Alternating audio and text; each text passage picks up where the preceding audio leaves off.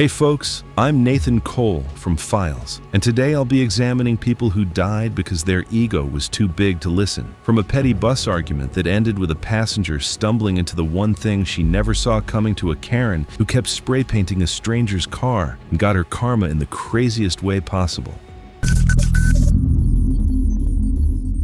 It was November 14th, 2016, near Queens Boulevard in New York City, and cold rain had already turned the evening commute into a disaster. Traffic barely moved, buses were overcrowded from a subway delay, and every time the doors opened, freezing rain blew inside with another group of exhausted passengers. Marlene Voss was 46 years old and worked as a payroll clerk in Midtown, a job that required staring at spreadsheets and enforcing rigid boundaries all day. She rode the same MTA route home almost every evening, and regular commuters already recognized her before the argument even started. That night, the bus was packed shoulder to shoulder by the time it reached Queens Boulevard. Wet jackets rubbed together in the aisle, while several older passengers stood holding support rails because there were no open seats left anywhere, except for the one beside Marlene, where her shopping bag sat instead. And I can already predict the tension on a crowded bus when someone decides their groceries matter more than a neighbor's comfort. At one point, an older man quietly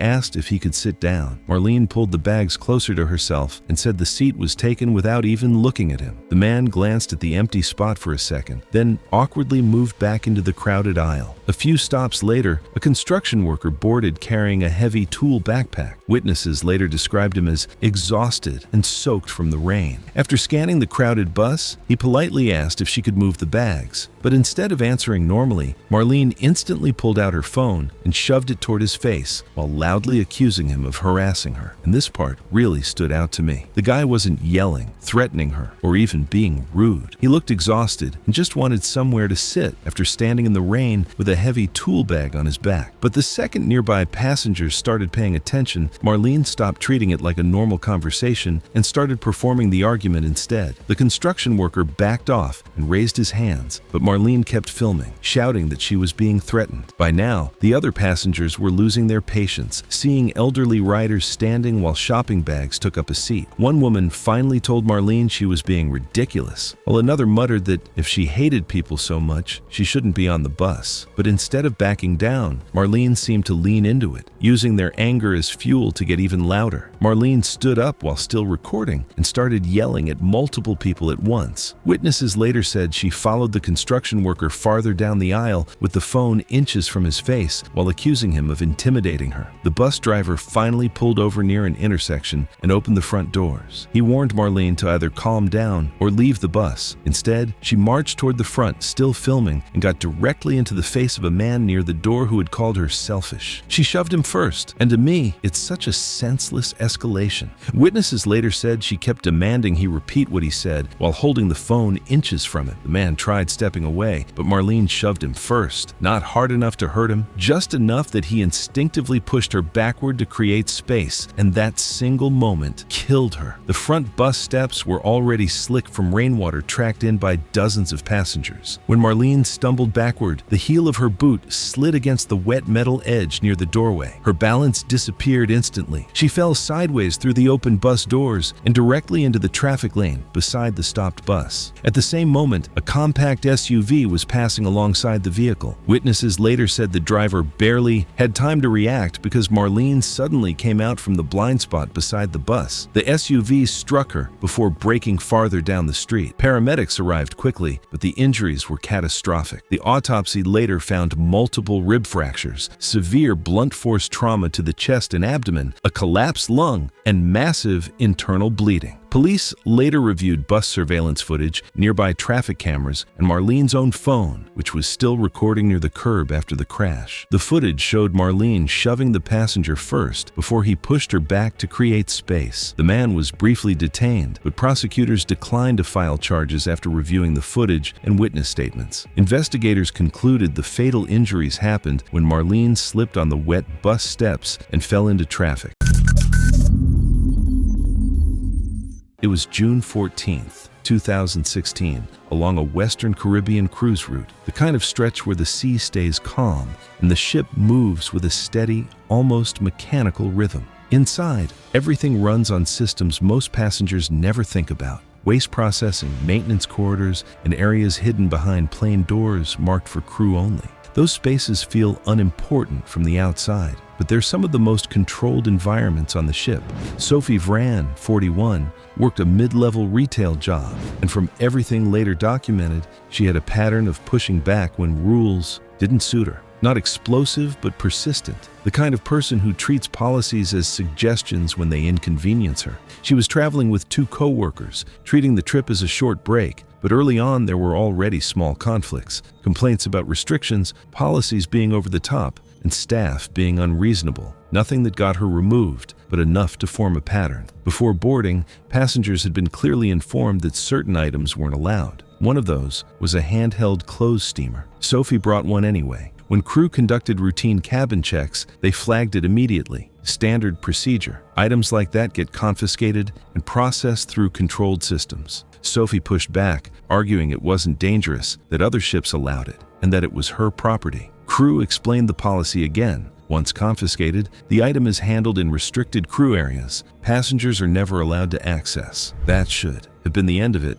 but for Sophie, it wasn't. She kept bringing it up, insisting she'd just get it back herself. Not as a joke, as a plan. That mattered more than it sounded because those systems aren't designed with passenger safety in mind. They're standard. Later, CCTV shows Sophie moving through a service corridor with a tote bag. She passes a clearly marked door labeled for waste processing, covered in warnings, crew only, restricted access, hazard signage. A crew member had just exited moments before, and the door hadn't fully latched. Sophie notices, pauses, looks directly at the warnings, and still pushes it open. She goes inside anyway. Inside was a compact waste handling room with a loading hatch feeding a conveyor into a sealed compactor, industrial, active, and not meant for untrained access. Investigators later believed she was trying to retrieve the confiscated item, apparently assuming it had been routed somewhere through the ship's internal handling systems, possibly passing through areas like this. She found the intake hatch and tried to push a bag through,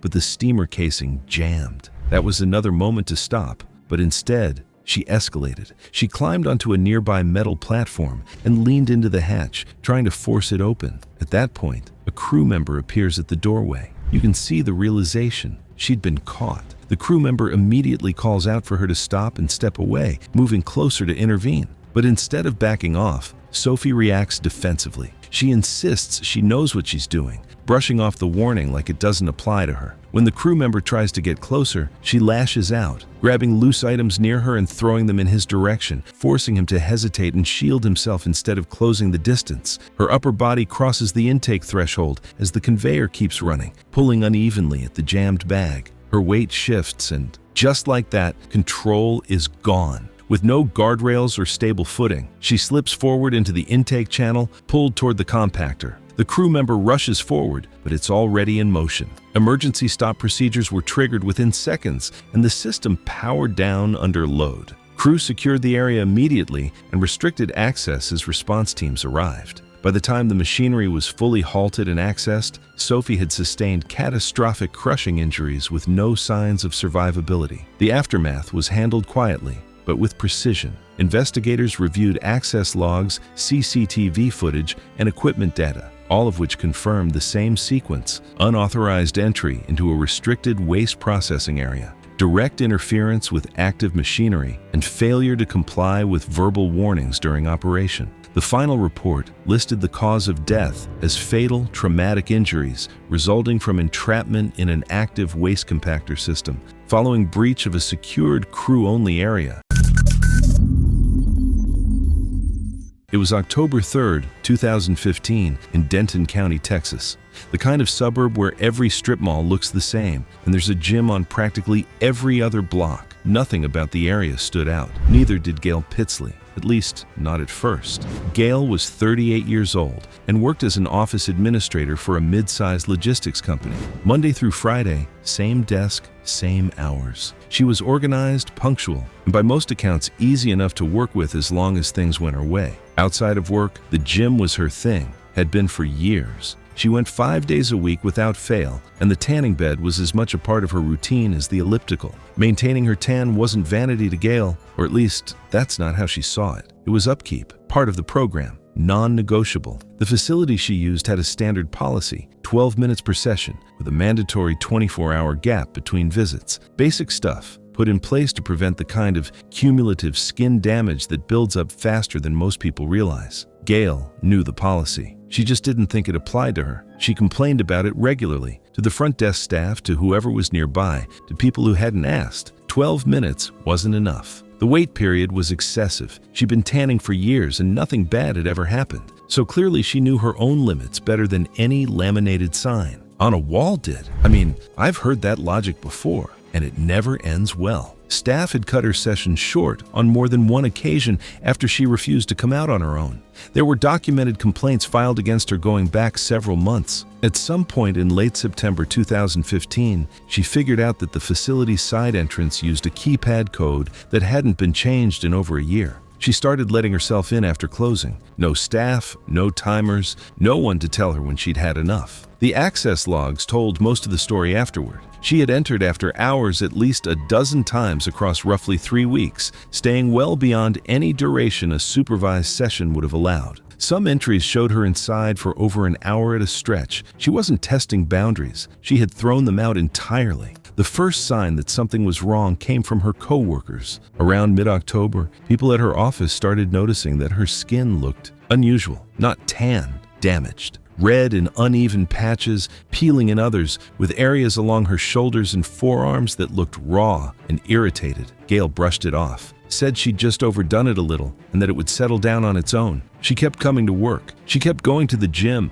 though there were no official tanning session records after the 3rd week of October, only keypad entry logs tied to her after-hours access. By late October, she had stopped showing up to the office entirely. A co-worker who called to check on her described her as sounding exhausted and difficult to follow in conversation. The skin damage had progressed significantly by that point. The burned areas across her back and shoulders had broken down into open wounds, and without any medical treatment, those wounds had become severely infected. Bacteria entering the bloodstream through compromised skin is one of the more straightforward paths to sepsis, and Gail had left that path wide open. For weeks, she was found unresponsive at her residence on October 24, 2015. The medical examiner confirmed the cause of death as sepsis resulting from infected radiation burns across a significant portion of her upper body. The skin breakdown had been extensive enough that the infection spread quickly once it took hold, progressing to multi-organ failure before anyone knew how serious her condition had become. The facility's access records were reviewed as part of the process and confirmed the pattern of unauthorized after-hours entries. Every visit was logged with a timestamp. No fault was found on the part of the facility. The sessions Gail had complained about for months, the ones she called unreasonable and excessive, had been designed to prevent exactly what her autopsy described. The case was closed without further findings. It was January 13, 2015 in Marietta, Georgia. Marietta is a fairly ordinary suburb sitting about 20 miles northwest of Atlanta. Chain restaurants, strip mall gyms, the kind of place where the biggest drama on any given morning is usually the line at the drive-thru. Patrice Holden was 47 years old and worked as a school district administrator. She was organized, opinionated, and deeply uncomfortable in situations where someone else had authority over her. She paid for a premium gym membership and treated that monthly fee as a personal license to do whatever she wanted inside the building. Staff who corrected her were overstepping. Trainers who flagged her were singling her out. In her first 8 months at the gym, she filed 3 separate complaints against staff members for what she described as hovering. What none of those complaints mentioned was the line on her intake form she had filled out at sign-up. Under medical disclosures, Patrice had listed a diagnosed condition called paroxysmal atrial fibrillation, an irregular heart rhythm that causes the heart to beat erratically and unpredictably. The gym's standard policy required a physician clearance letter before any member with a disclosed cardiac condition could use high-intensity equipment. Patrice never submitted one. Front desk staff noted it as missing, but did not consistently follow up. Patrice is the kind of Karen who weaponizes the customer relationship. The moment she hands over money, she considers herself untouchable. 3 months in, a trainer named Corey gently corrected her form on the cable machine, citing injury risk. Patrice reported him to management the same day, accusing him of publicly embarrassing her. Corey received a written warning as a result. 5 months in, Patrice demanded management post a formal apology from Corey on the gym's community bulletin board. When they declined, she printed her own grievance letter and pinned it to the board herself before staff could stop her. Management removed it the same day. 8 months into her membership, Patrice decided to start training at significantly higher intensity. A certified trainer named Marcus reviewed her file and asked her to complete a brief fitness assessment before increasing intensity. Standard policy for any member with a cardiac disclosure on file. Patrice accused him of targeting her and threatened to contact the corporate franchise office. The gym manager asked her to complete it as a formality. Patrice refused, turned to 2 nearby members, and said loudly that staff here targeted women who knew what they were doing. She then demanded a general liability waiver instead. The front desk handed her one to defuse the situation, despite it not replacing the required medical clearance. She signed it and considered the matter closed. The fact that Corey got a written warning for correcting her form while Patrice walked away with a waiver instead of a clearance letter is genuinely one of the more frustrating sequences in any story I have covered. The following Tuesday, she arrived at 6:45 a.m. during a low-staffing window before the morning trainer shift began. She set the treadmill to 7.2 miles per hour for 12 minutes, moved immediately to the cable machine for 3 sets of high-resistance pulls, then transitioned without rest to the rowing machine at maximum resistance. No warm-up, no breaks, no clearance. That waiver did not clear her heart condition. It just moved the paperwork around. At approximately 7:20 a.m., a man in his mid-30s using the free weights nearby noticed Patrice's rowing cadence become irregular and her posture collapse forward. He asked if she was okay. Patrice raised one hand without speaking. About 75 seconds later, she released the handlebar and slid off the seat onto the floor. He began hands only, CPR per 911 dispatcher instructions, the recommended approach for an untrained bystander in a cardiac emergency, while a front desk attendant who had just arrived for her shift stayed on the line with dispatch. Paramedics arrived within 6 minutes. Patrice was pronounced dead at the scene from sudden cardiac arrest triggered by a cardiac rhythm disturbance during intense exertion, with her underlying atrial fibrillation increasing her overall risk. The gym pulled Patrice's file the same morning. The physician clearance line on her intake form was blank. The signed waiver was clipped to the front of the folder. It was October 11, 2018, in Valencia, California. The park moved in its usual rhythm, lines advancing, gates opening, platforms resetting in steady cycles. From a distance, everything looked predictable, but that predictability depended on one condition.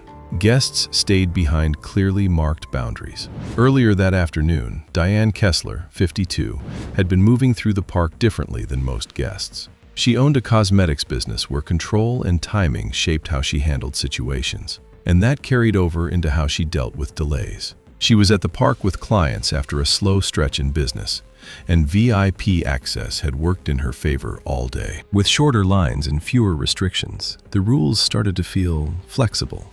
The ride used a sliding platform system that shifted sideways during each reset cycle, briefly opening a narrow gap between the platform and the fixed edge. That space was meant to stay clear at all times, marked by a painted safety line. As Diane stepped forward, she crossed that line and stopped near the platform edge. An operator told her to step back, but she waved it off and said she was fine where she was, refusing to step back. The instruction was repeated more firmly, followed by a general announcement, but she stayed where she was. The warning was clear, and it was repeated, but she chose to ignore it. Nearby guests began to notice as the platform cycle paused. Staff waited a few seconds for her to move, and when she didn't, the system resumed, and the platform began its reset. At first, the movement was slow and controlled, almost unnoticeable. Underneath, a motor system pushed the platform sideways along a track, steadily closing the gap. It wasn't designed to stop instantly under load, because the system relied on clear, predictable movement to function safely. Because systems like this assume one thing, that no one is standing where they're not supposed to be.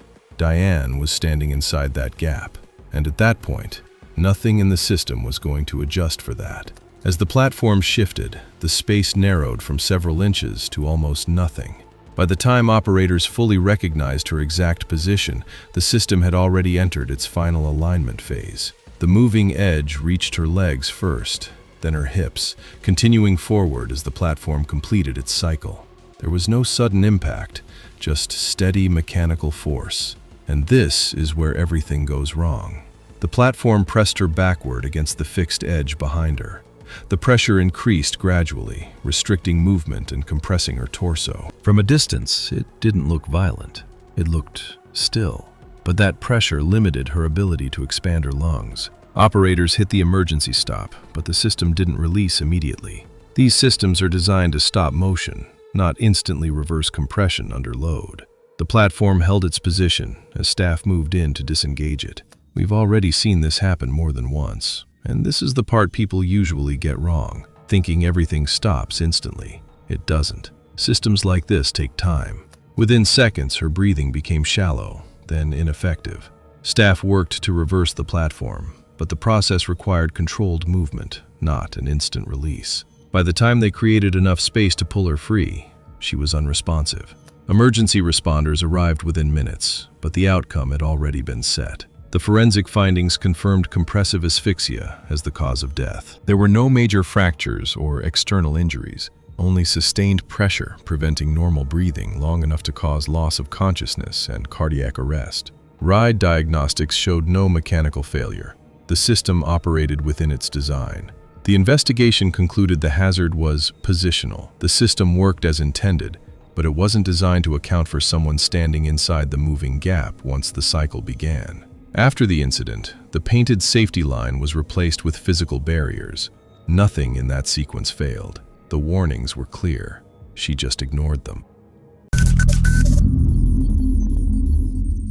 It was the afternoon of February 3rd, 2017, in Columbus, Ohio. Cold, gray, the kind of winter day where most people would rather stay indoors. The urgent care facilities around the city were seeing their usual seasonal foot traffic, coughs, fevers, the kind of minor complaints that pile up in February. Joelle Stamper was 52 years old. She worked as a supervisor at a retail distribution center on the west side of the city, a job she had held for nearly 9 years. People who worked under her described her as someone who ran a tight floor and expected things done her way, and that was fine in a workplace setting. The problem was that she carried that same energy into every other part of her life. She had a habit of treating anyone in a position of authority or expertise as someone to push back against rather than listen to, doctors especially. Joelle had a deep distrust of the medical system that went back years, and she made no effort to hide it. She believed she understood her own body better than any physician could, and she was vocal about that opinion to anyone who would listen. I've heard that reasoning before, and it always makes me wonder how much of it is genuine belief and how much of it is just fear dressed up as confidence. She had been diagnosed with high blood pressure several years earlier at a routine check. The physician recommended medication and regular monitoring. Joelle refused the medication outright, told the doctor she did not need it, and stopped going to follow-up appointments entirely. Her sister had raised the issue with her more than once over the years and had been shut down every time, sometimes harshly. That kind of dynamic where someone close keeps trying and keeps getting nowhere is something I find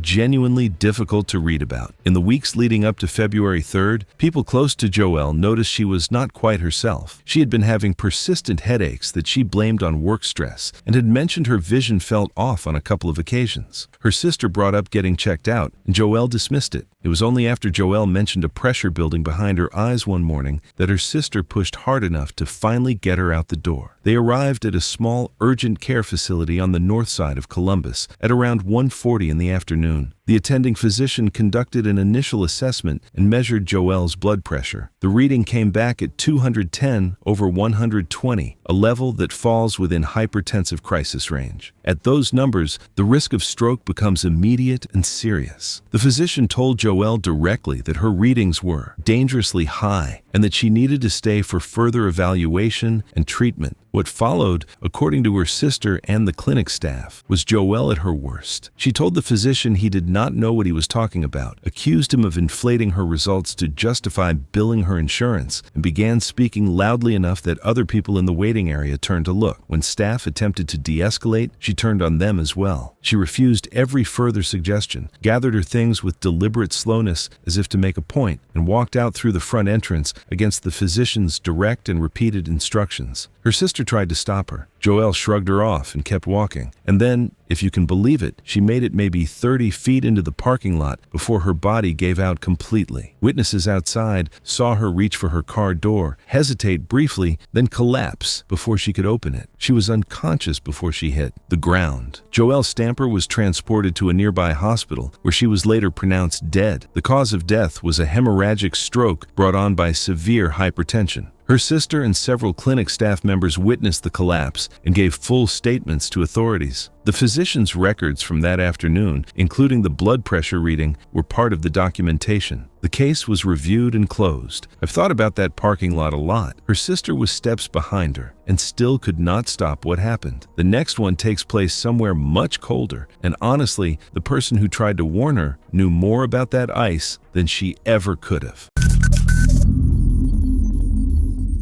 It was July 22, 2017, in Riverside, California, and the heat had pushed most people indoors by early afternoon. Air conditioners hummed through the neighborhood, while sprinklers clicked across dry front lawns in the middle of another brutal summer weekend. Lucy Harrow was 51 years old and had lived in the same suburban duplex for nearly 20 years. According to her neighbors, she had become increasingly difficult after her divorce a few years earlier. What started as small complaints about trash bins and parking slowly turned into constant arguments with almost everyone on the block. But her biggest obsession was the mango tree growing in her neighbor's backyard. The tree leaned over the shared fence, and several large branches stretched above Lucy's patio. Most people would probably want those branches trimmed back. I know I'd be worried about the mess or the shade, but Lucy was the opposite. She insisted that anything hanging over her property legally belonged to her, especially if it's in season. The neighbor had been trying to prune the tree for months. Fruit kept falling onto both patios, branches scraped the roof during windy nights, and one large limb had started cracking after strong winds earlier that week. Eventually, the neighbor hired 2 licensed tree workers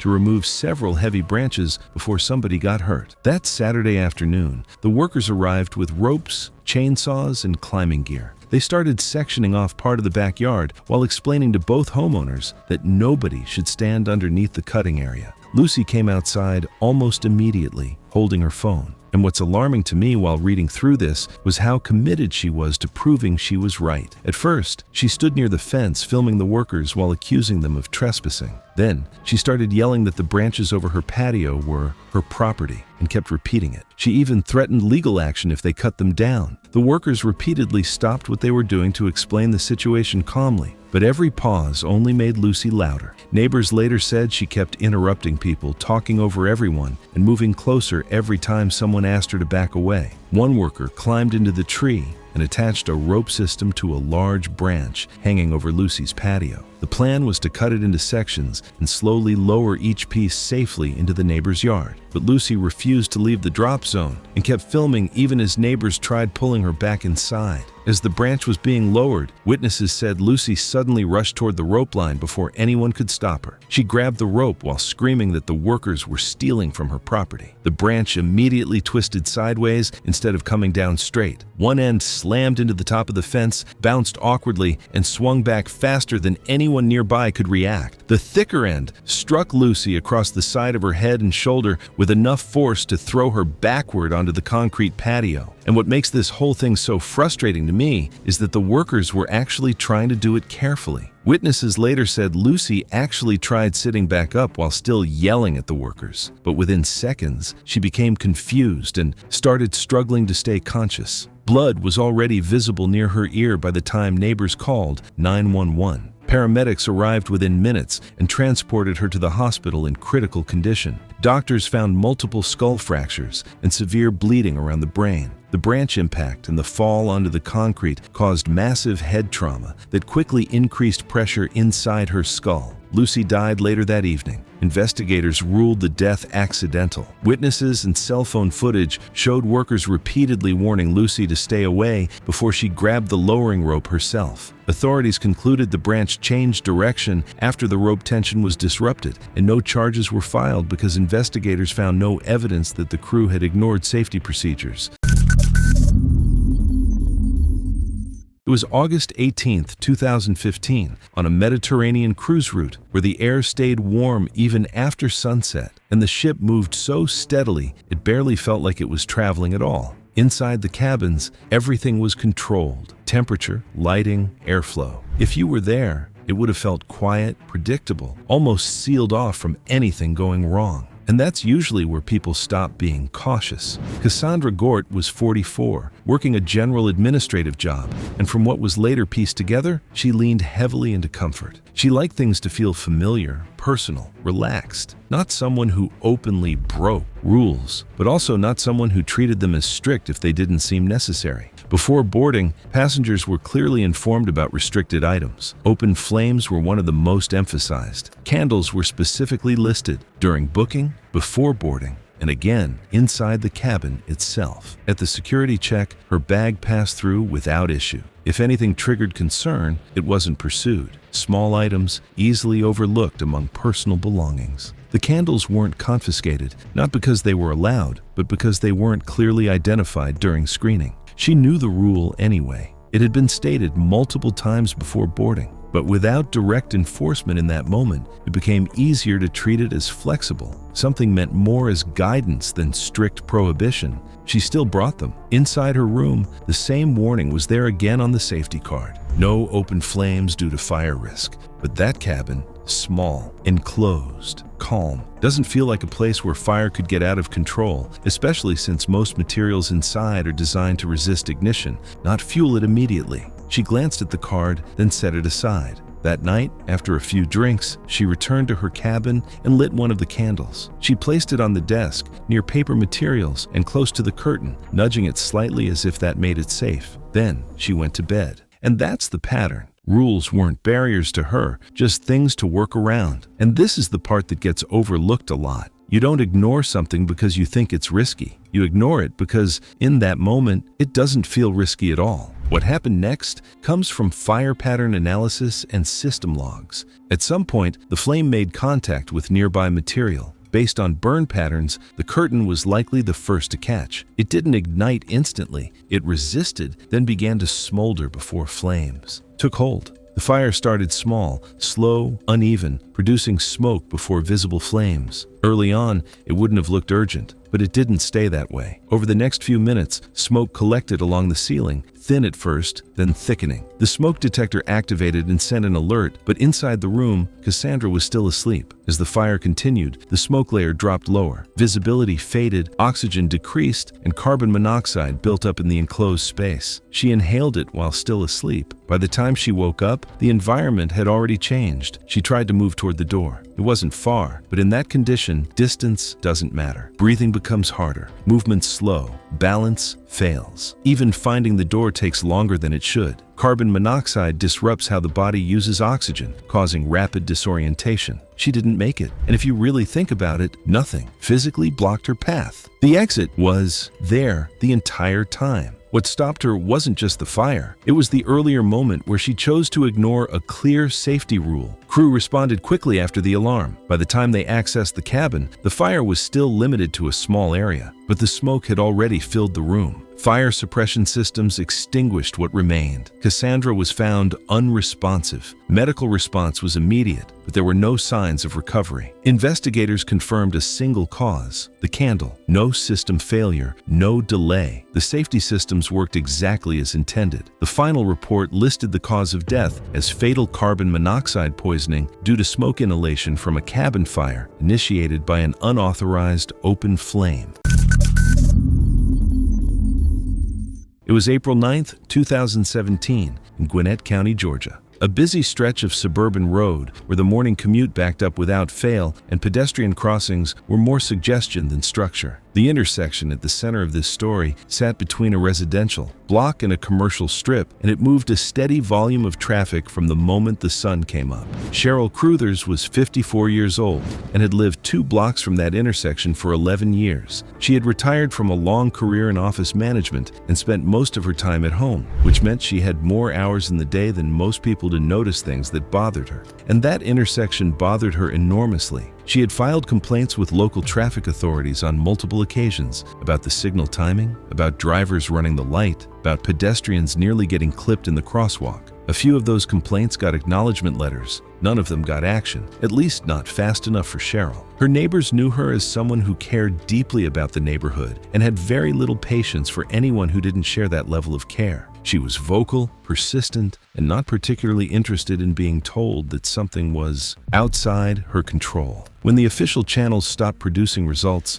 Cheryl decided to produce her own. You know what I find fascinating about people like Cheryl? They always think they're the solution to problems that nobody asked them to solve. Sometime in late March 2017, she began stationing herself at the intersection during the morning rush. No vest, no official designation, nothing beyond her own certainty that she knew how traffic should move. She would step into the road to wave pedestrians through, hold up a hand to stop turning vehicles, and position herself in the middle of the crosswalk like she had every authority in the world to be there. She did this every weekday morning for roughly 2 weeks. A few had told her directly that she was going to get herself hurt. Cheryl's response, by multiple accounts, was that somebody had to do it. Can you imagine being so convinced you're right that you'd literally stand in traffic to prove it? By the second week, her presence at the intersection had become predictable enough that some drivers expected her and slowed down accordingly. That predictability, as it turned out, worked against her. On the morning of April 9th, the commute was moving the way it usually did. Steady flow. No major backups yet. Cheryl was in her usual spot near the crosswalk, managing pedestrians the way she had been for days. At approximately 7:40 a.m., she stepped beyond the marked crosswalk and into the outer travel lane to stop a right-turning vehicle, which was something witnesses had seen her do before. What she didn't account for was a second vehicle coming through the intersection from the opposite direction at the same moment. The driver had a green light and no reason to expect a pedestrian in that part of the road. By the time Cheryl moved into that lane, she was less than 2 car lengths away. The driver braked but didn't have enough distance. The impact was at reduced speed but still fatal. Cheryl was disastrous, struck on her left side, and went down immediately. Several commuters who witnessed the collision pulled over. One stayed with her until emergency personnel arrived. The driver remained at the scene and was visibly shaken. Witnesses were consistent in their accounts. Cheryl had stepped into the path of oncoming traffic while attempting to direct a separate vehicle. Cheryl Cruthers was pronounced dead at the scene. The medical examiner listed the cause of death as blunt force trauma resulting in internal hemorrhaging, consistent with a vehicle strike at low to moderate speed. The responding authorities reviewed witness statements and traffic camera footage from a nearby commercial property. The footage confirmed what witnesses had already described. The driver was not charged. The investigation closed within weeks, with the determination that Cheryl had placed herself in the path of a vehicle operating lawfully within the intersection. No traffic authority had sanctioned her presence there at any point. Her complaints about the intersection, the ones she had been filing for years, were found on record. The signal timing was reviewed shortly after her death. Adjustments were made the following month. It was October 6th, 2015 in Columbus, Ohio. Columbus is a mid-sized city, busy enough to have major medical facilities, quiet enough that most people living there would tell you nothing dramatic ever really happens to them.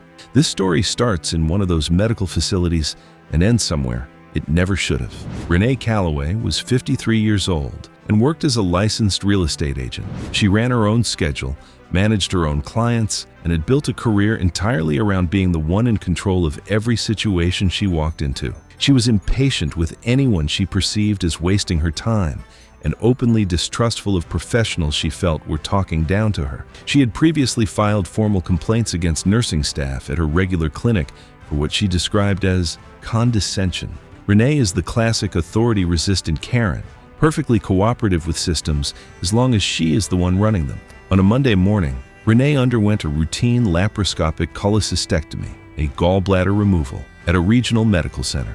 The procedure was uncomplicated. and she was moved to the recovery ward by mid-morning. While many patients are discharged the same day, her surgeon recommended extended observation due to the risk of delayed complications such as internal bleeding, bile leak, and anesthesia-related issues. Renee was alert by early afternoon and immediately began demanding discharge paperwork. She told her nurse the hospital was holding patients overnight to inflate billing. Her attending surgeon visited at 4 p.m.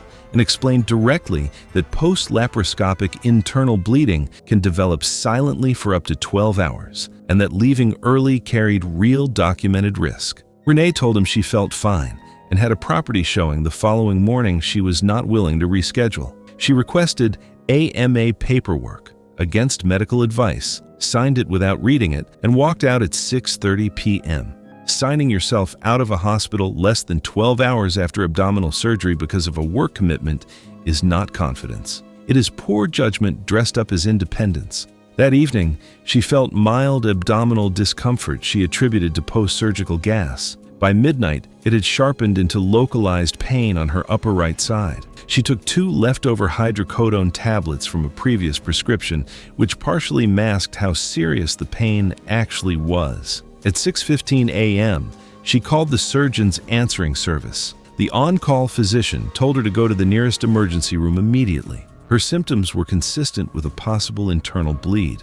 Renee told him she had a showing at 9 a.m. and would come in afterward. She took 1 more hydrocodone tablet, got dressed, and drove to the property. She arrived at the listing at 8:50 a.m. and let herself in with the lockbox key. The buyer's agent, a woman in her late 60s doing part-time real estate to supplement her retirement income, arrived at 9:05 a.m. and found Renee on the kitchen floor, pale and unresponsive to direct questions. She was alone with Renee for several minutes before paramedics arrived, kneeling beside her on the floor trying to keep her conscious. That woman stayed on that kitchen floor with a dying stranger for several minutes. Most people would have walked right back out that door.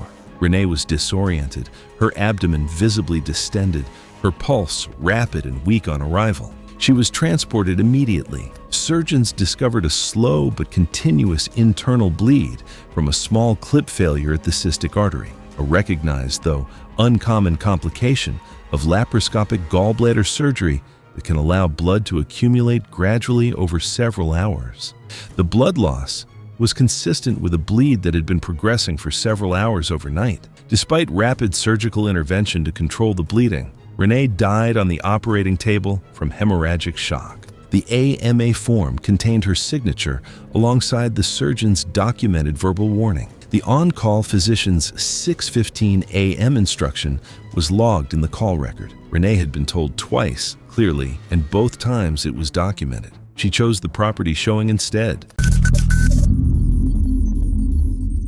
It was June 14th, 2017, in Sandusky, Ohio. The park was running at full capacity, dispatching trains every few minutes. From the outside, everything looked routine. Lines moving, restraints checked, trains clearing the station without delay. But at the loading stage, before the ride even began, a clear warning was already being given and then ignored. Earlier that afternoon, Melissa Raines, 38, stepped into the queue. She managed a boutique clothing store, and that day, she visited the theme park with a client and her teenage daughter as a favor, trying to keep the relationship intact after a difficult stretch in business. Most of the day, she followed along, stepping into rides she normally wouldn't choose. Backing out would have felt awkward. She spent her days pushing through hesitation and getting past resistance, but in a system built on fixed rules, that instinct doesn't work the same way. At the ride entrance, a test seat sat off to the side. Melissa stepped in, pulled the lap bar down, and it stopped short. There was a visible gap between the restraint and her lap. The operator checked it, then told her it wouldn't lock safely. He pointed out the issue clearly. There was too much space between the bar and her body. Bulky layers around her waist and hips were preventing the bar from sitting low enough, where it needed to. He asked her to remove the outer layer and try again. She didn't. She brushed it off, saying it was close enough and that she'd be fine, then stepped out and moved back into the line anyway. And this is the part people always argue with. I've seen it over and over. People saying they'd just try again, or that it would probably still be fine. But that test seat isn't there to slow you down. It's there to stop you when something isn't right. By the time she reached the platform, the train was already loading. Seats were filling quickly, and operators were moving fast to keep the cycle going. She sat down, outer layer still on, and pulled the lap bar toward her. It clicked, but not in the position it needed to be. The restraint locked, but it sat higher than intended. Instead of securing firmly across her lower body, it rested above it, leaving a gap that wasn't obvious during a quick check. An operator came by and pressed down once. It didn't move further. The indicator showed locked. No one asked her to adjust or remove the layer again. And that's how it passed, because the system confirmed the lock, not how well it actually secured her. From the outside, everything looked correct. The restraint was down, the signal cleared, and the train was dispatched. As the train climbed the lift hill, nothing felt wrong. The upward motion pressed her into the seat, masking the looseness. Even a poor fit can feel stable when the force is pushing you down. But that only lasts until the top. As the train crested, the chain released, and the motion shifted forward. The downward force dropped, then reversed as the train tipped into the first drop. And this is where everything goes wrong. As the negative force took over, her body began to lift. The layers around her waist compressed further, removing what little contact the restraint had. The gap widened instantly. Her hips rose first, then her torso, and there was nothing left holding her in place. The separation happened as the train tipped into the drop. Riders behind her saw it immediately. The seat in front of them was suddenly empty. It happened too fast for anyone to react. Her body struck a steel support structure roughly 40 feet below, then fell into a restricted area beneath the track as the train continued. Emergency services were called, but the injuries were fatal. The medical examiner confirmed blunt force trauma. The investigation found the restraint had locked, but not in a position that could secure her under changing forces, an issue already identified at the test seat. Nothing failed. The system worked as designed. The only thing that changed was the decision to move forward after being told not to.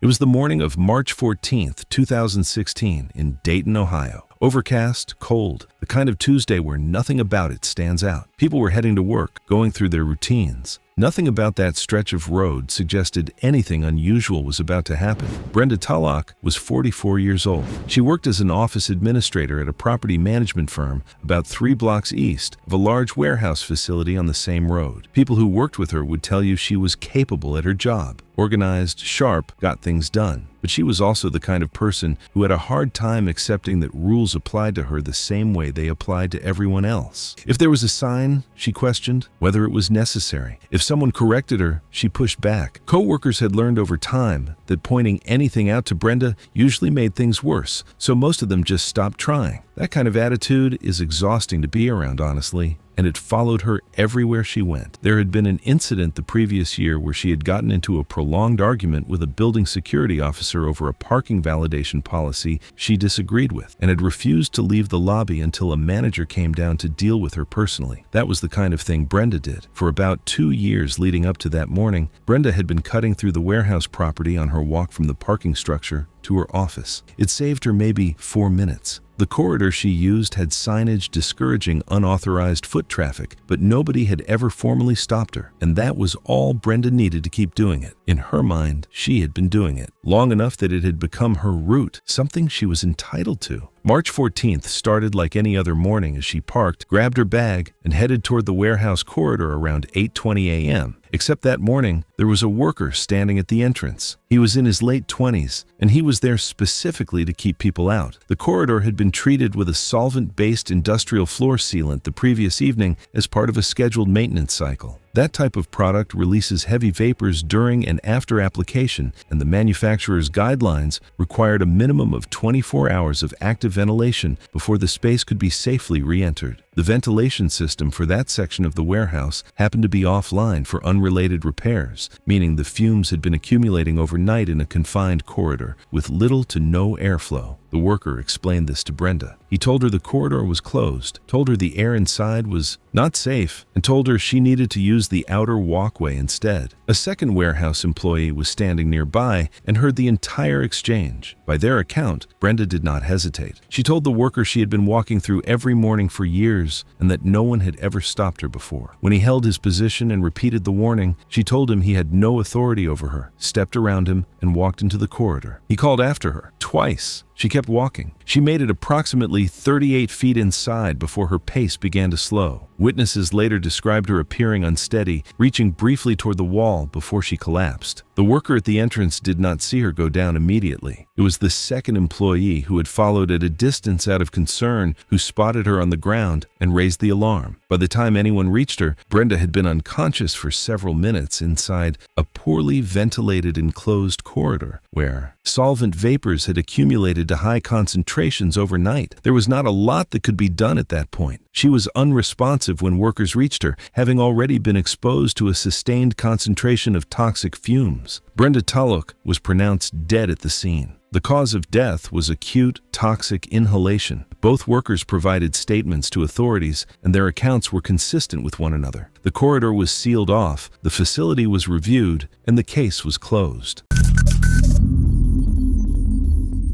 It was October 22, 2017, during a North Atlantic crossing where the weather had already turned before most passengers fully understood how serious it was. The sky stayed overcast, wind moved steadily across the decks, and the ship carried a noticeable roll as waves pushed against its side. Crew announcements made it clear that exterior decks were closed due to unsafe conditions. From inside, it didn't look extreme, just rough water and wind. But out there was no shelter, no stability, just exposure. That's where Mina Triss comes in. She was 36, worked in sales, and had built a habit of documenting everything. Much of her trip had been spent recording and reacting, framing moments for attention, strong opinions, quick takes, visible pushback. The camera wasn't just recording what she saw, it was shaping how she responded. When the restrictions were announced, she didn't take them seriously. Crew had placed barriers across access points with clear signage and repeated instructions to remain indoors. But Mina moved one aside. A crew member intercepted her, telling her the deck was closed and unsafe. The exchange didn't stay calm. Mina pushed back, insisting the conditions weren't that bad while continuing to film, her tone aimed at proving something. The crew member repeated the instruction, but with other areas to monitor, he eventually stepped away. Once the staff were gone, there was nothing left to challenge her. Stopping then would have meant ending the clip without payoff. No proof, no moment. So she doubled down. Sometimes people don't ignore warnings because they think they're wrong. They ignore them because they've already committed to a version of events they feel they have to deliver. And once you're in that headspace, every step forward feels like conviction instead of escalation. The moment she stepped outside, the environment changed completely. Wind pushed across the deck in bursts, the surface was wet, and the ship shifted with each wave. Mina walked several feet out, holding her phone toward the ocean. A gust hit from the side, forcing her off balance and dropping her to the deck. She stood back up. I want to stop here for a second because that fall mattered. It was the environment telling her exactly what it was capable of, plainly and without ambiguity. Most people would have heard it. Mina reframed it. Getting back up wasn't a near miss. It was footage. She raised her phone, stepped onto the lower rail support, and leaned forward against the top railing to stabilize herself while filming. Sudden wind came in intervals, each one shifting her stance slightly. And here's the thing about small adjustments in unstable conditions. They compound. Each one feels manageable on its own. Together, they close off your options without you noticing. Then, the ship rolled. Not dramatically, but enough to shift her balance as another gust hit at the same time. She grabbed the top rail, staying upright instead of stepping back. Another gust followed, stronger than before. Her body lifted slightly and tipped over the railing line. Her grip broke, and she went over. The phone stayed behind, propped at an angle against the base of the railing. Still recording, pointed outward at nothing but open water and gray sky. Wind moved across the microphone in long, unbroken rushes. No voices, no impact, just weather filling the frame where she had been standing moments before. That footage is the last record of her. Her family was notified 2 days later. Her mother said she hadn't known about the account, hadn't known about most of it. She said Mina had seemed happy the last time they spoke, just before the trip. They'd talked about getting together at Christmas. It was December 19th, 2015 in Schaumburg, Illinois, and freezing rain had already started coating the parking lots outside the shopping centers near a mall. Inside a crowded beauty store that was only minutes from closing, exhausted holiday shoppers rushed through the aisles trying to finish last-minute Christmas shopping before the weather got worse. One of the last-minute shoppers was Cameron Mendez, 39.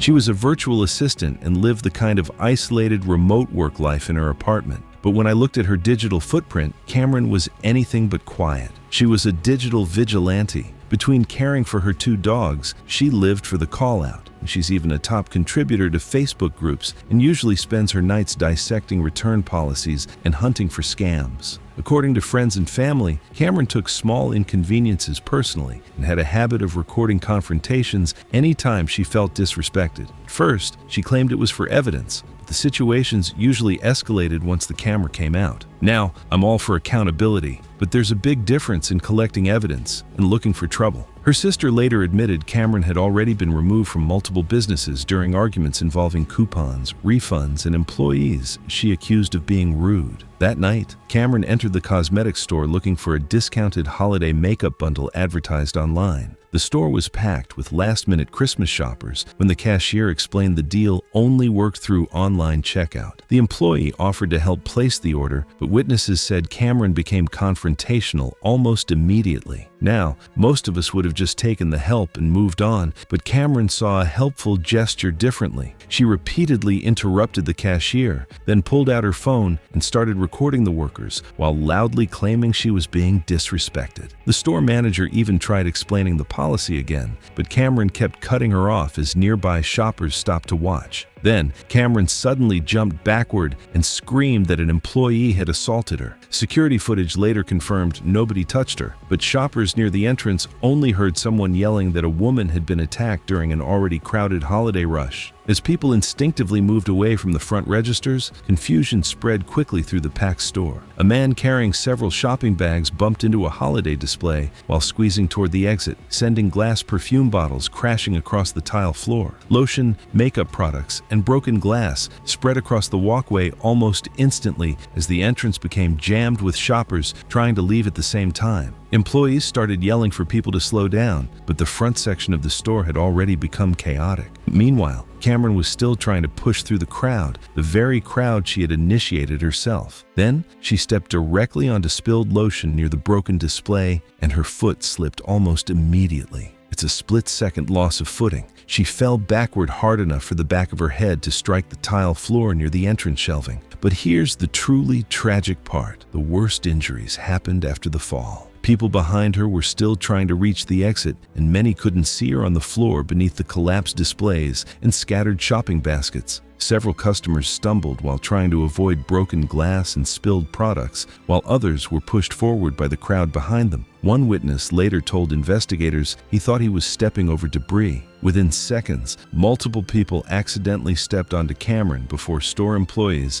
and security finally cleared the entrance area. Paramedics arrived within minutes due to increased holiday emergency staffing nearby. Cameron was transported to a local hospital in critical condition, but doctors could not stop the internal bleeding caused by the compression injuries. The coroner later found multiple broken ribs, severe internal trauma, and signs of traumatic asphyxia. In simple terms, the pressure against her chest became so intense that she could no longer breathe properly while her internal organs were being crushed. And for me, that's such a horrifying way to die, getting crushed by the weight of the panic you helped create. Investigators later reconstructed the incident using surveillance footage and witness interviews, and ultimately concluded the panic inside the store was caused by Cameron's false assault claim, combined with crowd confusion during an already packed holiday rush. And I have to say, Cameron finally got the evidence she always wanted on her phone, just not the version she expected. No criminal charges were filed against the store because employees had repeatedly tried calming the situation, though the business was later cited for overcrowded entrance displays. It was October 2016, and the suburbs of Delaware County, Pennsylvania were experiencing their usual fall construction season. Homeowners were rushing to complete outdoor projects before winter, and the sound of hammers and power tools echoed through residential neighborhoods as people added decks, sheds, and other improvements to their properties. Janice Greber was a 58-year-old insurance claims processor who'd lived in the same house for over 15 years. She worked from home most days, which gave her plenty of time to monitor everything happening in her neighborhood. Janice had always been meticulous about following rules and regulations, and she expected the same from everyone around her. When her next-door neighbor started building a large deck in his backyard that spring, Janice became convinced he was doing it without proper permits. What really bothers me about Janice's story is how a simple property dispute turned into a dangerous obsession. She'd called the township multiple times to report the construction, but officials told her the permits were in order. That wasn't good enough for Janice. She was absolutely certain they were wrong, and she was determined to prove it. She started taking photos of the construction from every angle, measuring distances from her own yard, and documenting what she believed were code violations. The deck was completed in late summer, but Janice's investigation was just getting started. She'd convinced herself that the foundation wasn't built to code and that the support beams were improperly spaced. The only way to prove it, she decided, was to get underneath the structure and take detailed measurements herself. So in early October, Janice began crawling under her neighbor's deck on a regular basis. And then this is the part where things get really disturbing. Janice made this a routine. Every few days, when her neighbor wasn't home, she'd squeeze through the gap between the deck and the ground to examine the construction from below. The space was cramped, filled with old construction debris, and definitely not designed for human access. But Janice was convinced she was gathering crucial evidence that would vindicate her complaints. During one of these unauthorized inspections in mid-October, Janice punctured her right hand on a rusty nail that was protruding from a piece of old lumber left under the deck. The wound was deep and jagged, exactly the kind of injury that requires immediate medical attention and a tetanus shot. But Janice was more concerned about explaining how she got the injury and admitting she'd been trespassing than she was about the cut. She cleaned it with water from a garden hose, wrapped it with a dirty cloth, and went home. Over the next week, Janice's hand became increasingly painful and stiff. She attributed the discomfort to stress from her ongoing battle with the neighbor and kept applying basic first aid. What she didn't realize was that the rusty nail had introduced tetanus bacteria into the wound through the deep puncture. By the time the characteristic jaw stiffness appeared 10 days later, the infection had already taken hold. Janice's condition deteriorated rapidly over the following days. The muscle spasms started in her jaw and neck, then spread throughout her body. Her family members noticed she was having trouble speaking and eating, but Janice insisted it was just tension from dealing with the permit situation. When the spasms became severe enough to affect her breathing, her sister finally convinced her to seek medical help. By the time Janice reached the emergency room, the tetanus infection had progressed too far for effective treatment. Despite aggressive medical intervention including muscle relaxants and respiratory support, she died from respiratory failure caused by severe tetanus-induced muscle spasms. The medical examiner confirmed tetanus as the cause of death, with the puncture wound from the rusty nail identified as the source of infection. Janice's obsessive documentation of her neighbor's deck was found in her home office. Hundreds of photos, measurements, and notes that proved absolutely nothing. Township records confirmed that all permits for the deck construction had been properly obtained and that the work met all local building codes. The case was ruled an accidental death caused by tetanus infection resulting from an untreated puncture wound sustained during unauthorized entry onto private property.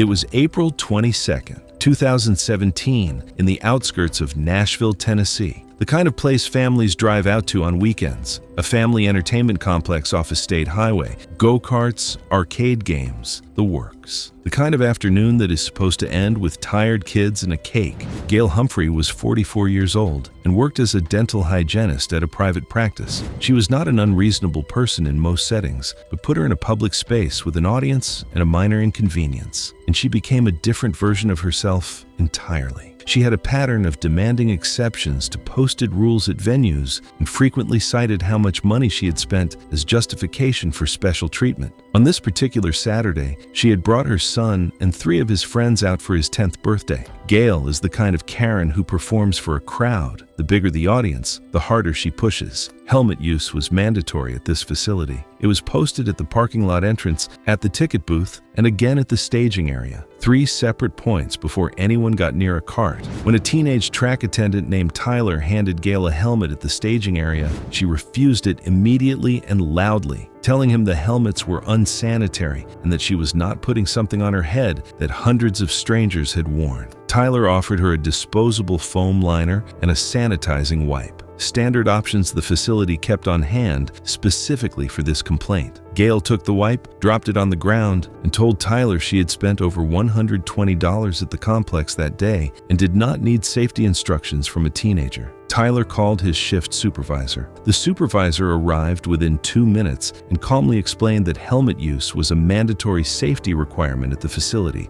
enforced under their operating and insurance policies. This was not optional. Gail looked around the staging area and asked the supervisor to point out anyone else being harassed before getting in their cart. Every single other driver was visibly helmeted. The supervisor told her plainly she could not operate a cart without one. Gail told the 4 children to get in their carts, boarded her own, and gripped the wheel. 2 employees tried to stop her, and she just sat there and waited them out. That kind of stubbornness in front of your own kid is something else. Staff made the decision not to escalate physically in front of a group of children. In the confusion at the staging area, Gail advanced her cart forward into the track queue as the system cycled, bypassing final checks. The track was a standard commercial oval, 2 banked curves, and a central straightaway, with cart speed governed to approximately 25 to 30 miles per hour. On her second lap, Gail entered the far banked curve at full throttle without reducing speed, overcorrected coming out of the turn, and the cart struck the outer concrete barrier at an oblique angle. Her unprotected head made direct contact with the tubular frame rail above the seat, the kind of blunt rotational impact that does not need extreme speed to cause serious brain injury.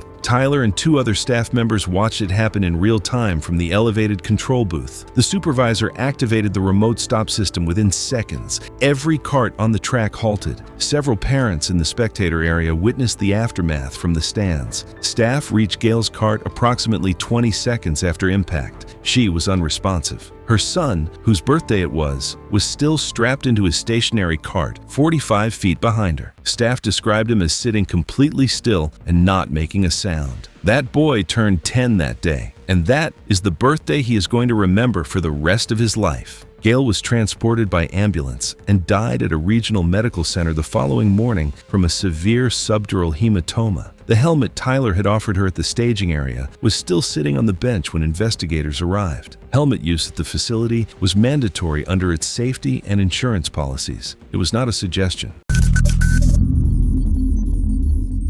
It was July 22, 2015, in Phoenix, Arizona, at a crowded water park where a lazy river looped under direct summer heat. Families floated past in tubes, kids stayed near the edges, and lifeguards scanned the water in a steady rhythm. From the outside, everything looked calm and controlled, but underneath, powerful intake systems were constantly pulling water through the ride to keep it moving. Earlier that afternoon, Laura Benton, 39, had been moving through the park like any other guest. She worked part-time as a cashier and spent most of her time taking care of her 2 kids. This trip was just a break from the heat, something simple and affordable. People described her as practical and careful, but also the type who didn't like unclear answers. If something didn't make sense, she pushed until it did. That usually works, until the answer is behind a fence for a reason. The lazy river itself looked simple, but it wasn't just water drifting in a loop. Thousands of gallons were being pulled every minute through intake points hidden along the channel. Those openings were covered with grates designed to spread out suction so no single point became dangerous. Under normal use, the system was safe. But up close, inside restricted areas, the force at those intake points could become dangerous if something blocked the flow directly. After about 15 minutes, she stepped out and approached a lifeguard, asking how the system worked. When the answer stayed general, she pushed further, asking to see it up close. The lifeguard told her clearly that guests weren't allowed past the fence. I can really relate to this, asking one more question like I'm about to uncover something. But in places like this, the vague answer isn't hiding anything. It's usually a warning. The lifeguard pointed toward a fenced maintenance section along the edge of the river and made it clear that guests weren't allowed there. A posted sign reinforced it. That should have been enough. But instead of stepping back, Laura moved along the edge toward it anyway. The area was fenced off, but she moved along the edge and slipped past the barrier anyway, stepping into a space clearly marked for staff only. Inside, the grate was intact, but the suction across its surface was strong. Up close, the water didn't look aggressive, but it moved differently, pulling inward in a way that only became obvious when you were near it. She crouched down beside the grate,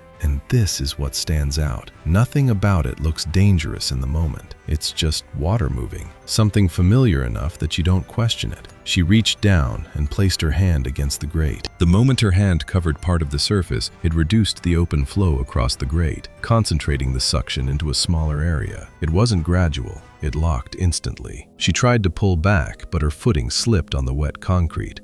Her balance shifted forward, pressing more of her arm against the grate and increasing the suction. From above, it didn't look chaotic, just a sudden movement, then stillness. Her body tipped forward, and her upper body was forced down toward the surface. With her arm pinned and no leverage to push herself back up, she couldn't lift her head clear of the water. Two nearby guests reached her within seconds and grabbed her legs, trying to pull her free. But once that kind of suction locks in, especially with her arm pinned and no footing, it wasn't something they could overcome by pulling alone. A lifeguard called for an emergency shutdown, but systems like this don't stop instantly. They wind down. The pumps kept running for a few more seconds, and in a situation like this, those seconds matter. The suction held her in place until the pressure finally dropped. By the time it was released, she was already unresponsive. Emergency responders arrived within minutes. There were no major visible injuries, just minor abrasions where her arm had been pinned. The medical findings confirmed drowning caused by suction entrapment. It kept her from pulling free or keeping her airway above water. The system itself hadn't failed. It was operating as designed. But in that moment, with direct contact, it became something she couldn't overcome.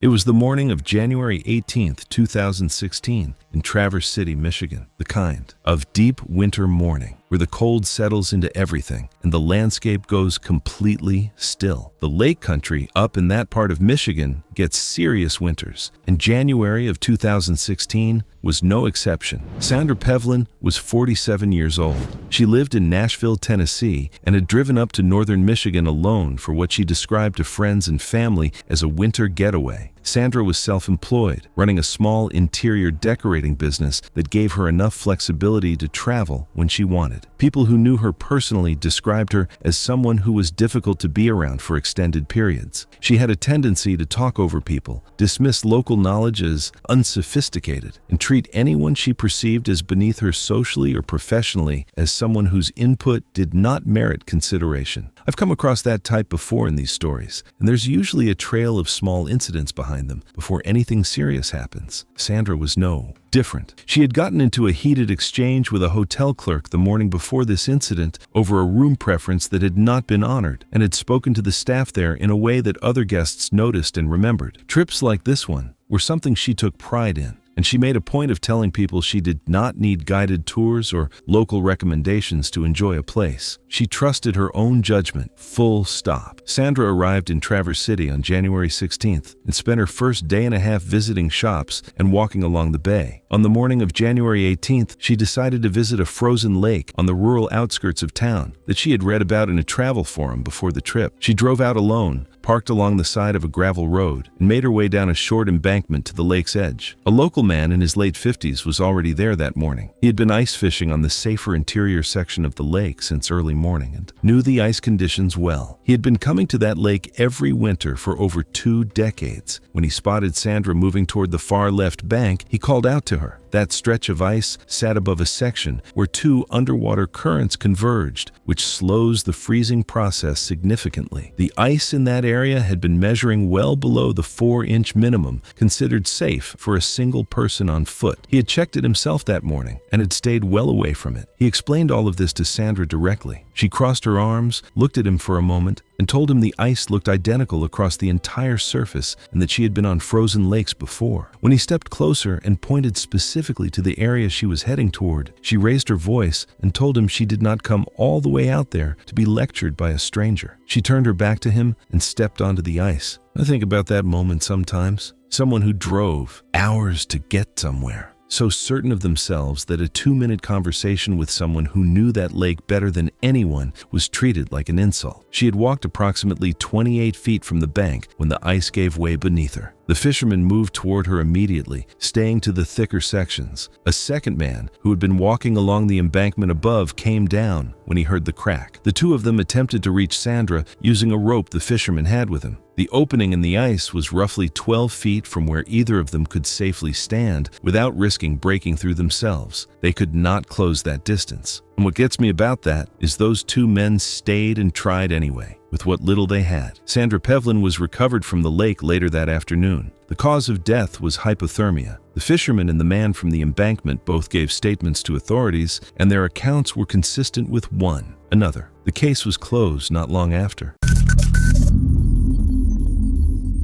It was March 8, 2018, in Portland, Oregon, after nearly a week of nonstop rain had soaked the neighborhood. Water dripped steadily from gutters while portable floodlights illuminated a partially excavated backyard behind a small craftsman-style home where emergency contractors were trying to stabilize a collapsing retaining wall before another storm arrived overnight. After 30 years in permit administration, 67-year-old Beverly Crane didn't just know the rules, she lived by them. And to me, she sounds like the kind of neighbor who treated every trash bin out of place like a personal emergency. She monitored trash pickup schedules, parked cars, fence heights, and renovation permits across the entire block. After her husband died a few years earlier, those habits only became worse. Everyone on the street knew Beverly as the local investigator who reported every minor slip-up, and from what I searched, that focus turned into a total obsession with the couple next door. She was so convinced their art studio was a scam that she spent her days glued to the fence filming workers, as if, to me, she were just one video clip away from finally proving she was right. By early March, non-stop rain had started destabilizing the slope behind both properties. Part of the retaining wall had shifted, forcing emergency contractors to bring in pumps, excavation equipment, and enclosed tarp-covered generators to stabilize the area before the hillside worsened. Multiple warning signs had already been placed around the work zone.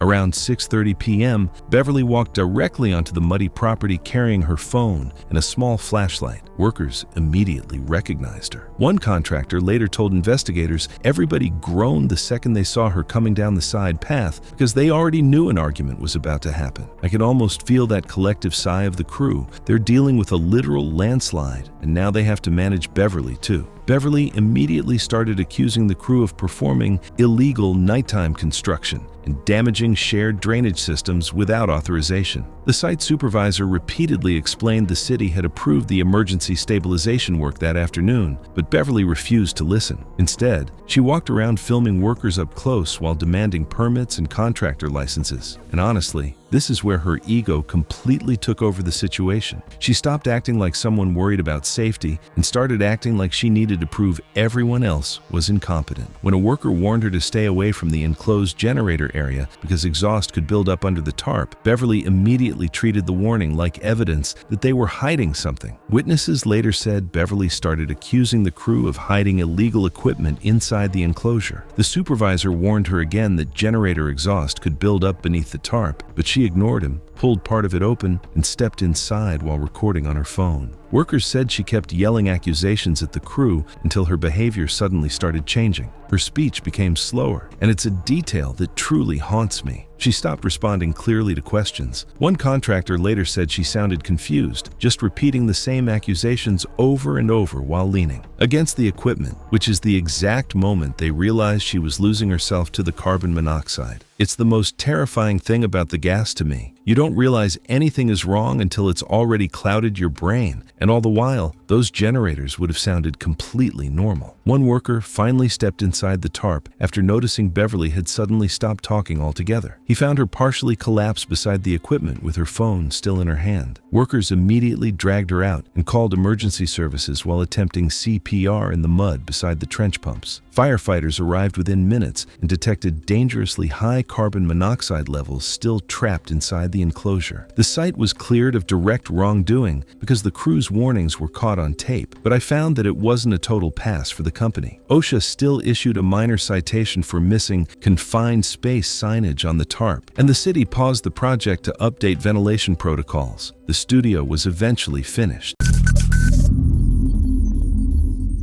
It was March 9, 2017, along a Bahamas cruise road where the evening air stayed warm and steady, and inside the dining area, everything followed a familiar flow. Plates moved from kitchen to table, staff navigated tight spaces, and conversations blended into a low, constant noise. Nothing about the room demanded attention. Davina Squab was 52, working in a customer-facing role, and from what was later documented, she relied heavily on her own judgment when something felt minor. If a problem didn't seem serious, she treated it that way, and when others disagreed, she dismissed them, framing concern as unnecessary interference. Earlier that day, she went to the ship's medical area because of chest discomfort. The recommendation was simple: further evaluation. She declined, questioning the need for tests and insisting staff were overreacting. When advised again, she became impatient, stating she knew her own body better than anyone there before leaving against guidance. The interaction was recorded. The symptoms didn't resolve and persisted throughout the day. By dinner, nothing outwardly seemed wrong. She sat, ordered food, and stayed engaged. To others, it looked normal, not the continuation of something already developing. Then, small changes began. Pauses when shifting, hesitation before standing, one hand resting on the table longer than expected. Individually, nothing stood out. Together, something was off. The disagreement started over her meal. When it arrived, she said it wasn't prepared as requested. The waitress offered to fix it, but the interaction shifted. What should have been simple escalated. Her tone sharpened, cutting off explanations and redirecting blame toward staff, as if the situation needed to stay under her control. This is where the crew's role becomes the focus of the investigation. At least 2 dining staff observed visible changes in her condition during the dispute: sweating, postural instability, labored breathing. One staff member, per later testimony, recognized the signs as potentially medical and considered radioing for assistance. That call was not made. Instead, the priority remained de-escalating the service complaint. A supervisor was contacted, not medical personnel, and the supervisor's instruction was to manage the guest and avoid drawing attention to the situation on the floor. That decision created a gap. Had the radio call gone to medical at the point when symptoms were first observed, estimated to be roughly 11 to 14 minutes before collapse, response personnel would have been en route while she was still conscious and responsive. The ship's medical team was stationed 2 decks below. Standard transit time to the dining area was under 3 minutes. Instead, no call was made until she fell. Her stability continued to decline. She leaned harder on the table, her grip tightening as her breathing grew heavier. Witnesses noted the mismatch, the argument still ongoing while her body was visibly failing underneath it. The room kept moving. Staff nearby continued managing the floor. Then it gave out. Her grip tightened briefly before she dropped forward, striking the table and falling unresponsive. There was no attempt to break the fall. The radio call went out at that moment, not before. Crew responded. The area was cleared and medical personnel arrived, but the timeline now carried weight. From the point symptoms were first observed to the point the medical team was contacted, approximately 13 minutes had passed. From contact to arrival, 3 more. Total elapsed time between first visible signs and the beginning of resuscitation efforts, 16 minutes. In cardiac events of this type, that window is not neutral. It is the margin. Resuscitation was attempted. Despite sustained effort, there was no return of stable vital signs. Investigators reviewed the full sequence: her earlier refusal of evaluation, the progression during dinner, the staff observations, the supervisor's decision, and the delayed call. The findings were not confined to her choice choices alone. The report acknowledged that her refusal of medical care earlier in the day was a contributing factor. It also concluded that trained crew members identified visible distress consistent with a medical emergency and did not act on established protocol. The supervisor's instruction to prioritize guest management over medical escalation was flagged as a procedural failure. The final report listed the cause of death as cardiac arrest following an untreated myocardial infarction. A secondary finding noted that crew response delay reduced the probability of successful intervention and that the outcome, while not certain to have been different, was made significantly less recoverable by the time resuscitation began. Davina Squab didn't collapse without warning. Neither did the response. Both had room to go differently, and in this case, the one that could have been controlled wasn't. That's what the investigation found, and that's what made it harder to close. It was July 18th, 2017, in Maricopa County, Arizona, the kind of place that doesn't apologize for its summers. That week had been sitting at or above 115 degrees for days straight, and the heat advisories had been consistent. Stay inside, stay hydrated, limit outdoor exposure to the early morning hours if you had to go out at all. Most people were listening. Ruth Ann Woolman was 62 years old and had been retired for about 3 years. She'd spent most of her working life as an administrative coordinator for a property management company. And when she moved into her corner house in a planned residential community, she brought that same energy with her, just without the paycheck or the authority.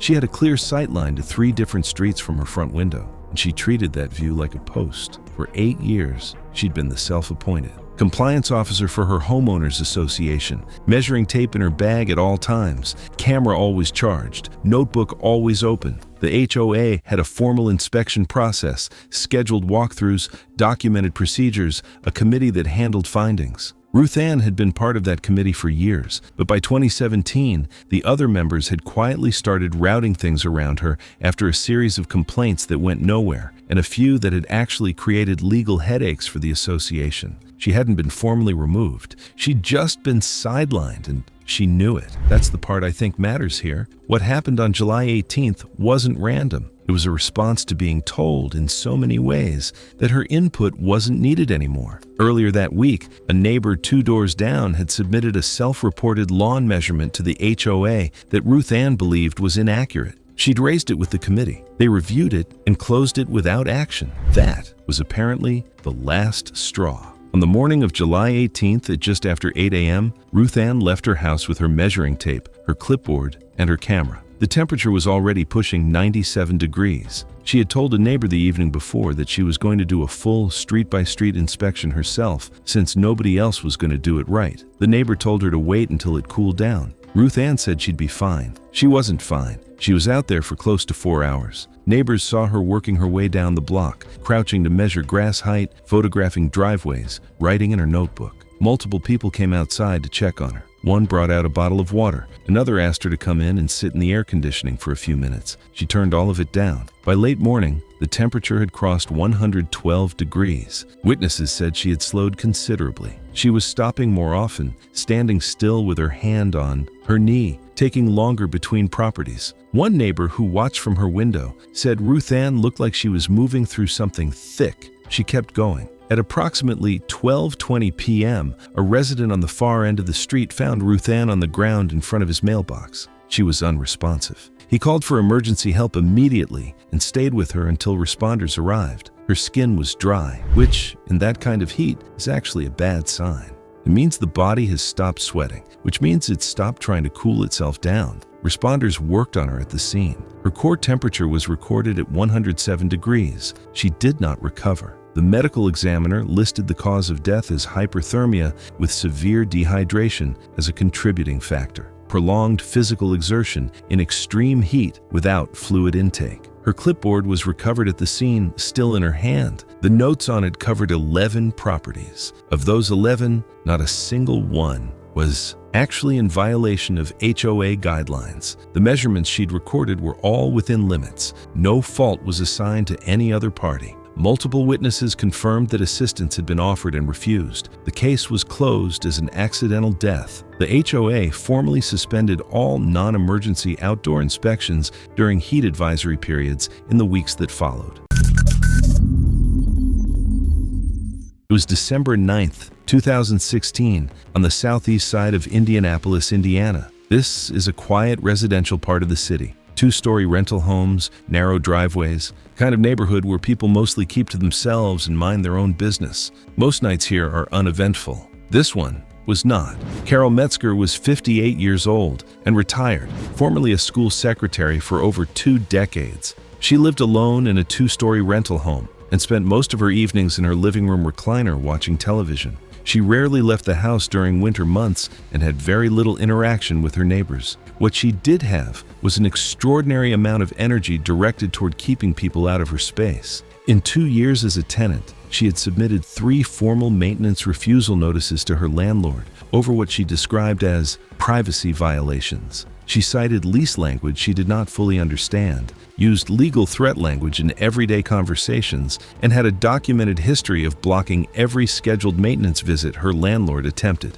Carol is the kind of Karen who mistakes paranoia for principle. She was not protecting her rights, she was just protecting her comfort. Since mid-October, Carol had been running a 1,500-watt ceramic space heater continuously in her living room.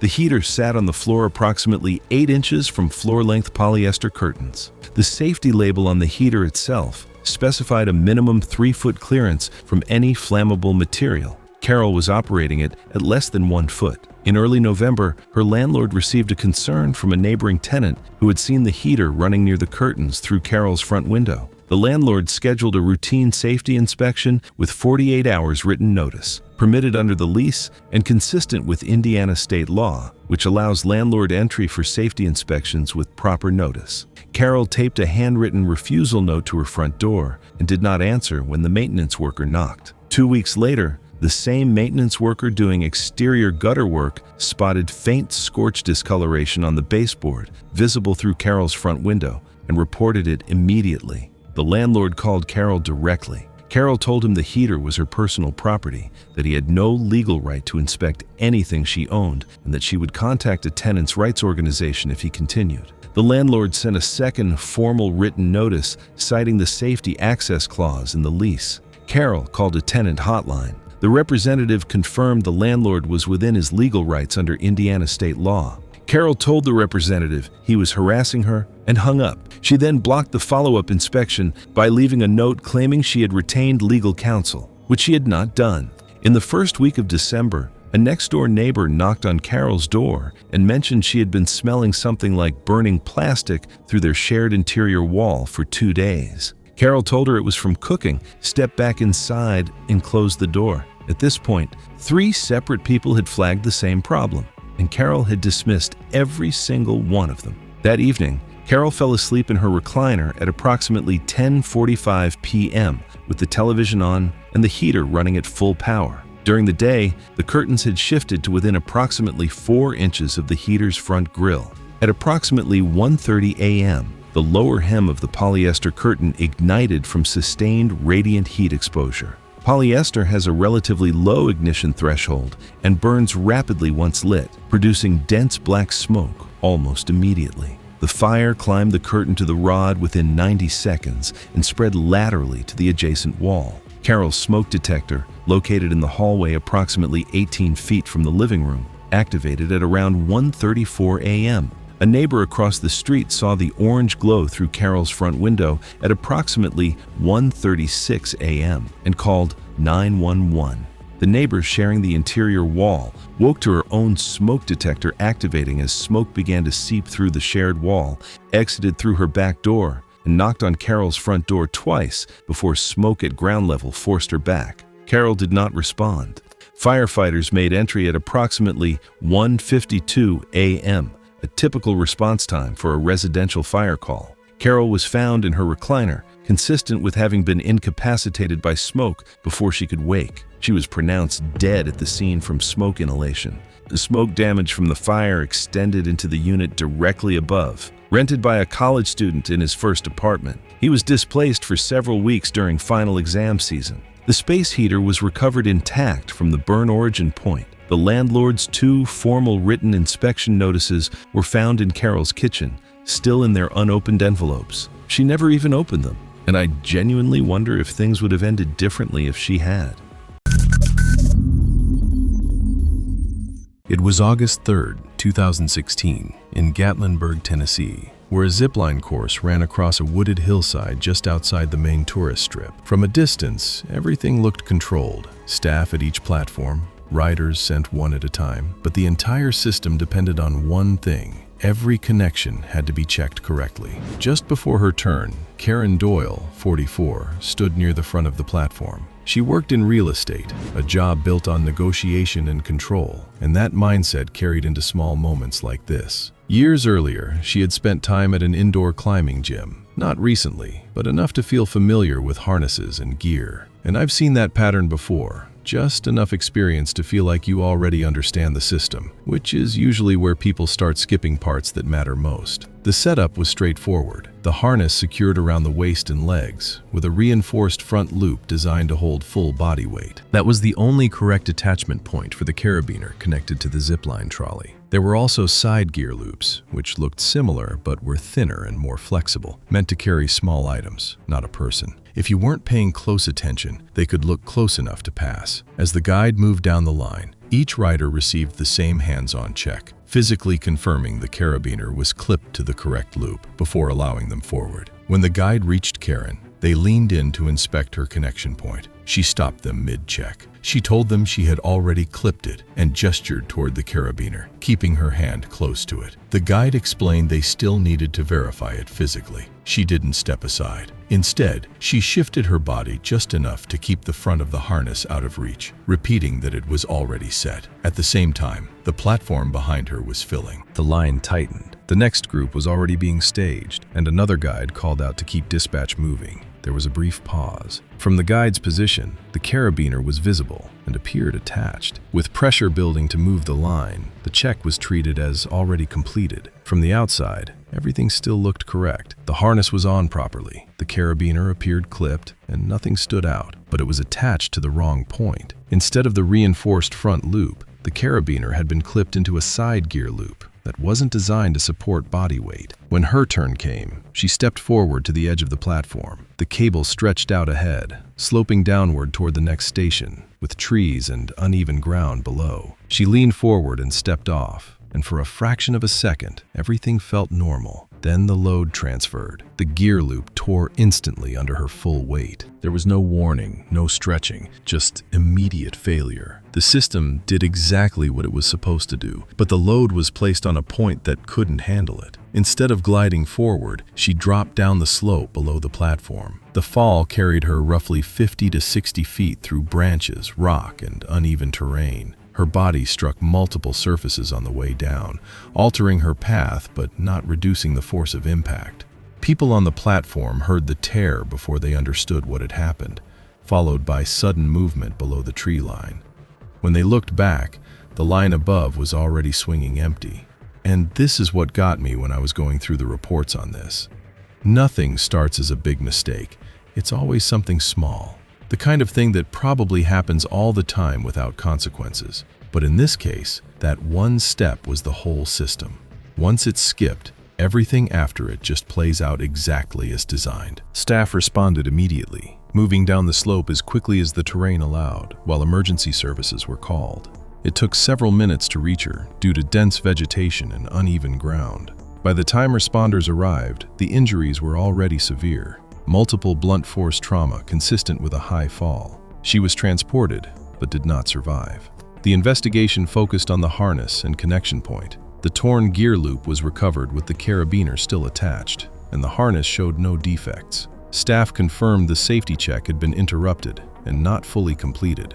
She had been told they needed to check, but she stopped it. Afterward, protocols were updated to require full, hands-on verification before every launch. Witnesses said everything had looked normal until it suddenly went quiet.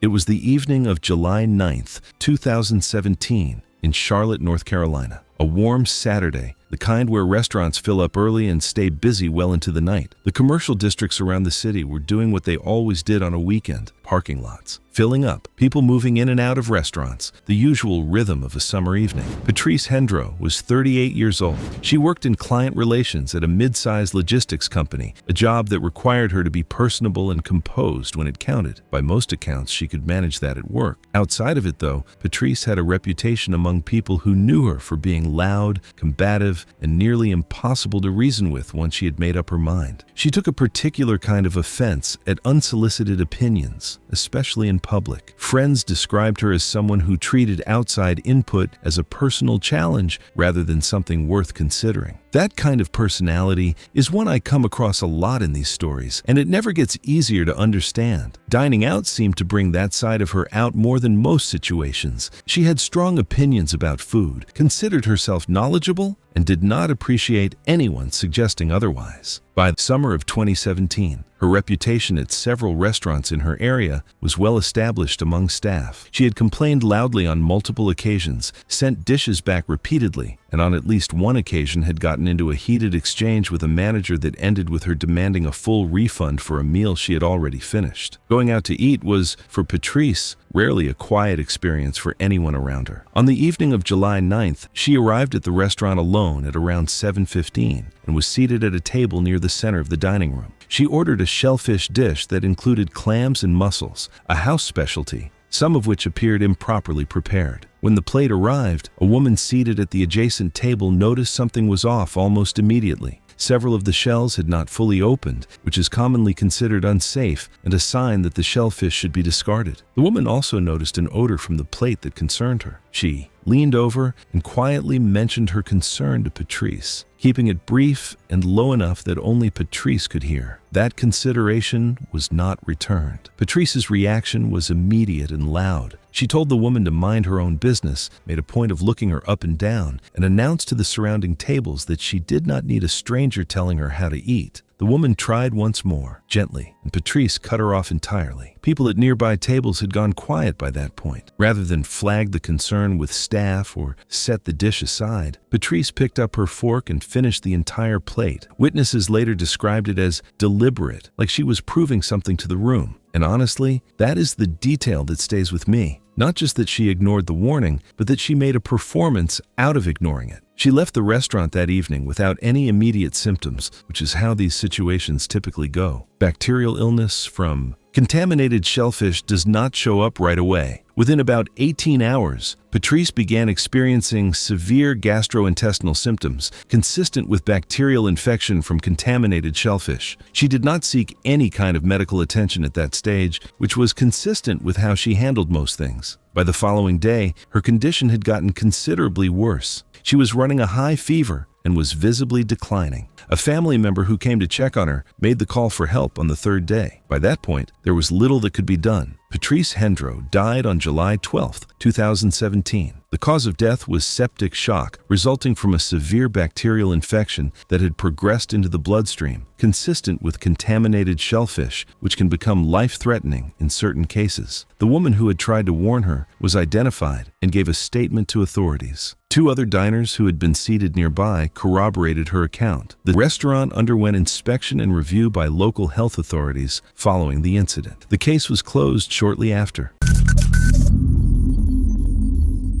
It was August 31st, 2014, near Horseshoe Bay in British Columbia, and the ferry terminal was already packed from Labor Day weekend traffic. Cars sat bumper to bumper across the staging lanes while crews carefully loaded vehicles onto the ferry as small tidal movements kept shifting the vessel against the dock. Lorraine Pike was 54 years old and worked as an insurance claims adjuster in Vancouver. Co-workers later described her as the type of person who argued with almost everyone when things didn't go her way. Whether it's a restaurant staff, store employees, or receptionists, it didn't really matter. And according to multiple people at the terminal that day, she acted like the entire ferry lineup existed just to annoy her personally. She arrived in a white Lexus SUV expecting to catch the next crossing, but holiday traffic had already pushed wait times past an hour. At first, she stayed inside the vehicle, looking irritated but calm enough. That changed once workers started redirecting cars into holding lanes for the next sailing. Lorraine jumped out and marched toward an attendant, loudly demanding to be moved to the front. When the employee explained that loading depended on vehicle balance, she just talked over him before storming back to her car. 20 minutes later, loading finally started. Most drivers followed the instruction to board slowly while the ferry stabilized against the tide, but Lorraine didn't. Instead, witnesses watched her suddenly pull the Lexus out of line and drive along the outer edge of the staging area, bypassing several waiting vehicles. People immediately started honking. One dock worker even waved both arms at her to stop, while another hurried toward the ramp entrance. But before either employee could even reach her, Lorraine rolled down the driver's side window and started yelling again. Witnesses later said Lorraine kept calling the terminal workers incompetent and insisting she wasn't waiting another hour. But by then, the workers weren't yelling because of the argument anymore. They were yelling because the ferry still hadn't fully settled against the dock. As a delivery van ahead started boarding, Lorraine suddenly accelerated and tried squeezing around it. At almost the same moment, a passing wake shifted the ferry sideways a few inches. Her front tire slipped off the ramp first. The SUV jerked hard. She overcorrected, and the entire vehicle dropped nose first into the water. But the worst part is that the impact itself wasn't what killed her. The Lexus remained partially above water for several seconds, and witnesses could see Lorraine moving inside as water rushed through the engine compartment. Crew members threw flotation rings, but the SUV sank fast. Investigators later believed Lorraine lost crucial seconds trying to restart or reverse the SUV instead of escaping immediately. It's a haunting thought to me that she might have been trying to save the car in the very moments she needed to save herself. In the aftermath, her family explored legal action, but surveillance footage showed Lorraine ignoring stop signals and accelerating toward the ramp despite repeated warnings. Her insurance company later denied the claims, stating she knowingly ignored safety instructions. It was May 11, 2018, along an Alaska cruise route, where the air carried a cold edge even during the day, and the ship eased toward a dock surrounded by dark water and steel structures. As the vessel prepared to berth, the open deck shifted from a viewing space into a working one. Crew moved with purpose, sections were clearly marked off, and the tone turned controlled. If you were standing there, you'd notice that shift immediately. Painted lines marked boundaries across the deck. Signs warned about moving equipment and high-tension lines, while crew directed passengers to stay back, repeating instructions as operations began. This wasn't a suggestion. It was a working zone, designed to keep distance between people and machinery. Angela Cragg was 39, working in a logistics-related role, and from what was later gathered, she relied heavily on her own judgment in operational settings. Not reckless, methodical. The kind of person who believes that if something is understandable, it's manageable. That risk isn't eliminated by distance, but by awareness. She was traveling with family and moved toward the outer deck to watch docking more closely. Her husband noticed immediately. He had experience working at sea, the kind that lets you recognize danger before it looks dangerous. He stopped her near the boundary, explaining how the winches worked and why the area wasn't just restricted, it was hazardous. He explained it the way you would to someone you don't want to lose. She listened, but not in the way he needed her to. She followed what he said, even nodded at parts of it, but the shift happened quietly. Not dismissal, interpretation. She wasn't rejecting the risk, she was reframing it. Position and awareness. She believed those were enough. That danger came from carelessness, not proximity. He told her no, firmly. Stay behind the line. She didn't argue, just gave a small acknowledgement, the kind that ends a conversation without agreeing. For a moment, she stepped back,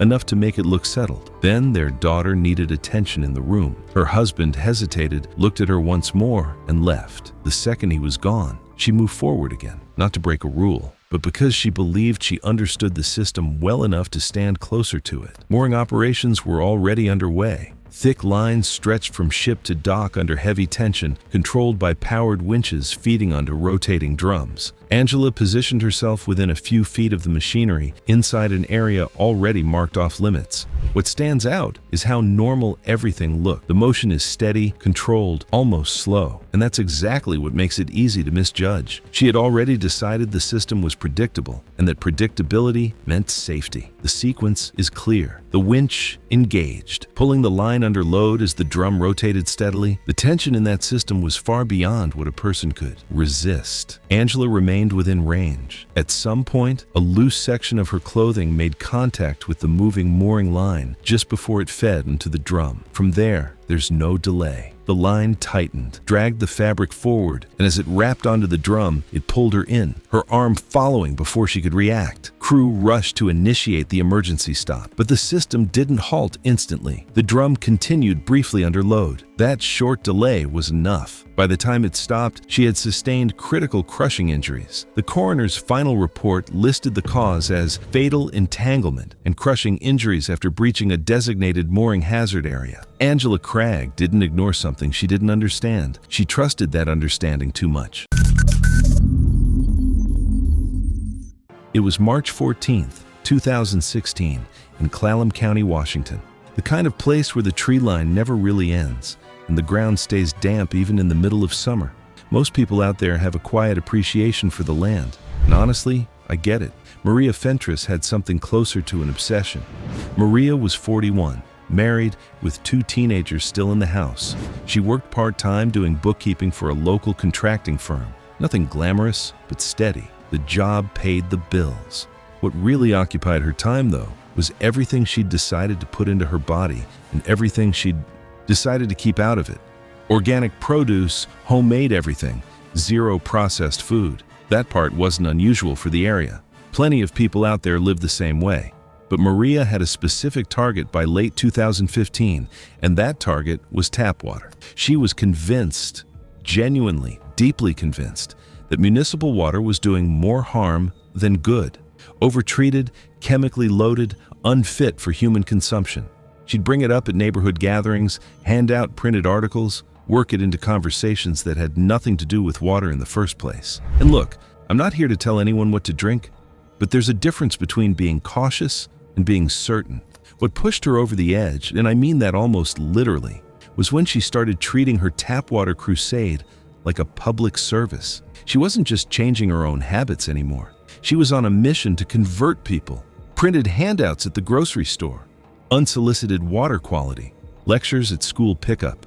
She had a whole binder, an actual binder, with tabs. Sometime in early 2016, she found a spring source about 2 miles out, off a rural access road cutting through a wooded area. Clear water running over rocks, cold, completely undisturbed looking. To Maria, it was exactly what she'd been looking for. She started hauling it back in jugs, first just for herself, then for her family, then for neighbors who were willing to take some. She talked about it the way people talk about a discovery they can't believe the rest of the world hasn't caught up to yet. By February, she had cut out everything else entirely. No tap, no filtered water, no bottled water. Just the spring. She was proud of that fact and made sure people knew it. When a neighbor suggested she get the water tested, Maria cut her off mid-sentence and said that was exactly the kind of fear-based thinking the water treatment industry depended on. And according to her, it was a question of whether people trusted corporations or had any common sense left at all. What nobody knew, including Maria, was that the water wasn't clean. The land surrounding that spring had significant animal activity, and runoff had introduced leptospira bacteria into the source. Leptospirosis isn't something most people can identify on sight because there's nothing to see. The water looks fine. It tastes fine. The infection it causes targets the kidneys and liver, and by the time symptoms show up clearly enough to raise alarms, it's often already progressed further than it should have. That's the part that gets me every time. There's no warning you'd actually notice.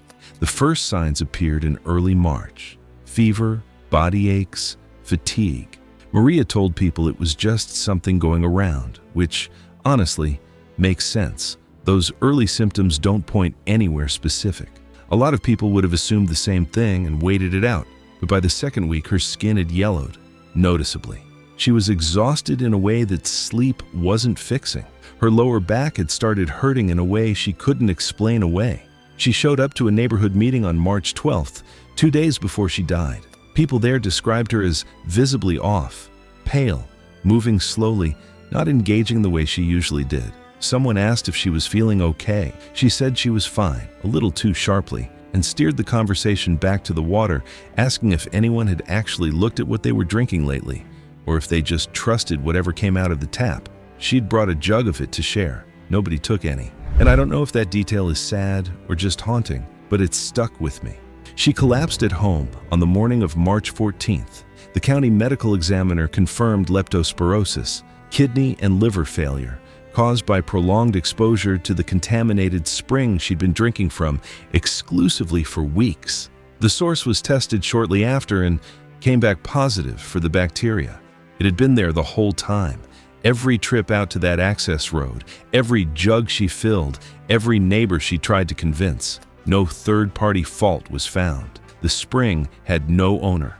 No one had flagged it before Maria started using it, so no warnings had ever been posted. The case was closed quietly. It was March 14th, 2018 in Bergen County, New Jersey. This is a fairly typical suburban area. Strip malls, quiet residential streets, the kind of neighborhood where most days look exactly like the one before it. Donna Schechter was 41 years old and worked as an office manager at a dental practice. She was the kind of person who had an opinion on everything and wasn't shy about sharing it.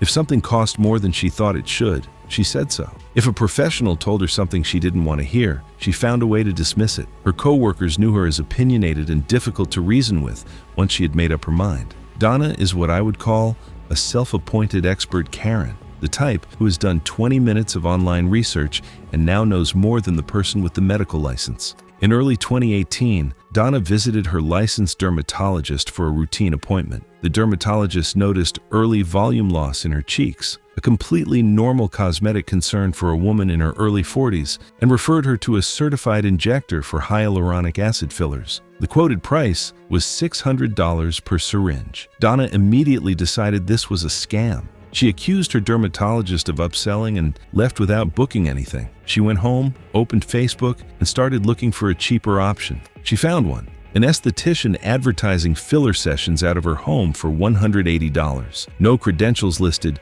no certifications, no mention of what products she was using or where they came from. Donna booked the same day. The first session appeared to go fine. No immediate reaction, no visible complications. She posted about it positively and considered herself a savvy consumer who had beaten the system. It was like jumping off a roof, landing fine, and deciding you can fly. 6 weeks later, she went back for a second session. Cheeks, nasolabial folds, and under eyes. What Donna did not know was that the product being used was sourced online from an unverified supplier and injected in a non-clinical setting without proper sterile technique, significantly increasing the risk of infection. The day after the session, she noticed firm swelling and warmth on her left cheek. The esthetician told her it was normal inflammation and to ice it. Donna accepted this without question. When her dermatologist's office called for a routine follow-up and Donna mentioned the swelling, the dermatologist told her the symptoms were concerning for a possible infection and not typical post-filler swelling, urging her to come in that same day for evaluation. Donna refused. She said she was busy and accused the dermatologist of manufacturing a reason for a billable visit. She had a licensed professional giving her a specific urgent warning and turned it into a conspiracy about money. Over the following 4 days, the swelling hardened, a visible abscess formed along her cheekbone, and her fever reached 100.8 degrees Fahrenheit. A co-worker at the dental practice, someone who worked around oral and facial infections daily, told Donna her face looked infected and that she needed urgent care immediately. Donna called it filler migration and kept taking ibuprofen. She worked surrounded by people who understood what an infection looked like and still would not hear it. By day 6, Donna's fever had climbed to 103.4 degrees Fahrenheit and she was becoming visibly confused at her desk. 2 co-workers noticed she was no longer responding coherently. Her face was asymmetrical, flushed, and visibly swollen on the left side. A 22-year-old dental assistant, only 3 weeks into her first job, was the first to notice Donna slumping forward in her chair. She froze. An older co-worker stepped around her and called 911. That must have been absolutely terrifying for her. Barely 3 weeks into her first job, and that is what her morning looked like. Paramedics found Donna in septic shock, low blood pressure, elevated heart rate, and altered mental status. The infection had spread beyond the injection site into surrounding facial tissue. She was admitted to the ICU and treated with IV antibiotics and fluids, but her condition continued to deteriorate. She died 14 hours later from septic shock and multi-organ failure. The esthetician's social media was deleted within 48 hours. The property had no health inspection records or formal registration on file with the county.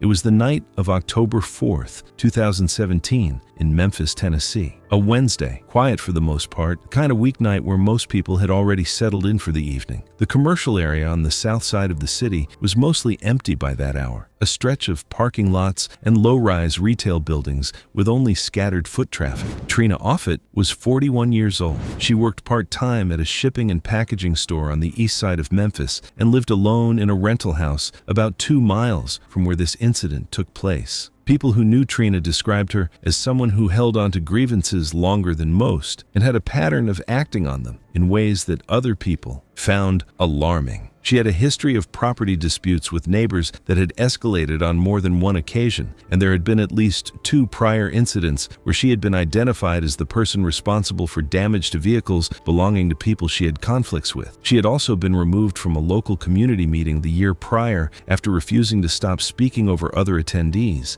and threatening to report the organizers for what she described as discrimination against her. What strikes me about people like Trina is that the pattern is always there well before anything serious happens. It rarely comes out of nowhere. She had a specific grievance against the owner of a silver sedan she had seen parked in a lot she used during work hours. The owner of the vehicle had no connection to Trina personally. She had convinced herself over several days that the car's presence was a deliberate slight, and on the night of October 4th, she decided to act on it. She arrived at the parking lot on foot at around 10:45 in the evening carrying a backpack. She pulled out a can of spray paint and began covering the silver sedan in large painted markings across the hood, doors, and rear panel. A security guard who was doing a routine patrol of the adjoining lot spotted her within a few minutes. He approached and told her directly that she needed to stop and leave the area immediately. He explained that the lot and the surrounding block were within the perimeter of an active police situation. Earlier that evening, an armed robbery had taken place at a small convenience store at the end of the block. The suspect had fled on foot and had not yet been located. Law enforcement was still active in the surrounding area, with officers canvassing nearby streets. Trina did not stop. She told the guard to leave her alone, turned back to the car, and kept going. The guard warned her a second time, more urgently, telling her that staying in that lot was putting her in immediate danger. She turned to face him, raised her voice, and told him he had no authority over her and that she would leave when she was finished. Then she reached for a second can of spray paint and continued. Honestly, the deliberateness of that, reaching for the second can after being warned twice, is the detail that stands out most to me in this one. The guard stepped back and attempted to reach law enforcement by radio. I think about what those few seconds must have felt like for him, standing there, having said everything he could say, watching someone refuse to move. That kind of helplessness is something I don't think I could easily shake. That was when the shots were fired. The suspect, who had been concealed between 2 parked vehicles further along the same lot, fired after realizing he had been spotted. Trina was struck once in the chest. She went down next to the vehicle she had been painting. The guard, who had moved behind a concrete barrier when he heard the shots, was unharmed. Multiple people in the surrounding area heard the gunfire and contacted authorities. Trina Offutt was pronounced dead at the scene. The cause of death was a single gunshot wound to the chest. The suspect was located and apprehended within the same block less than an hour later. The security guard provided a full statement to authorities. The case was reviewed and closed.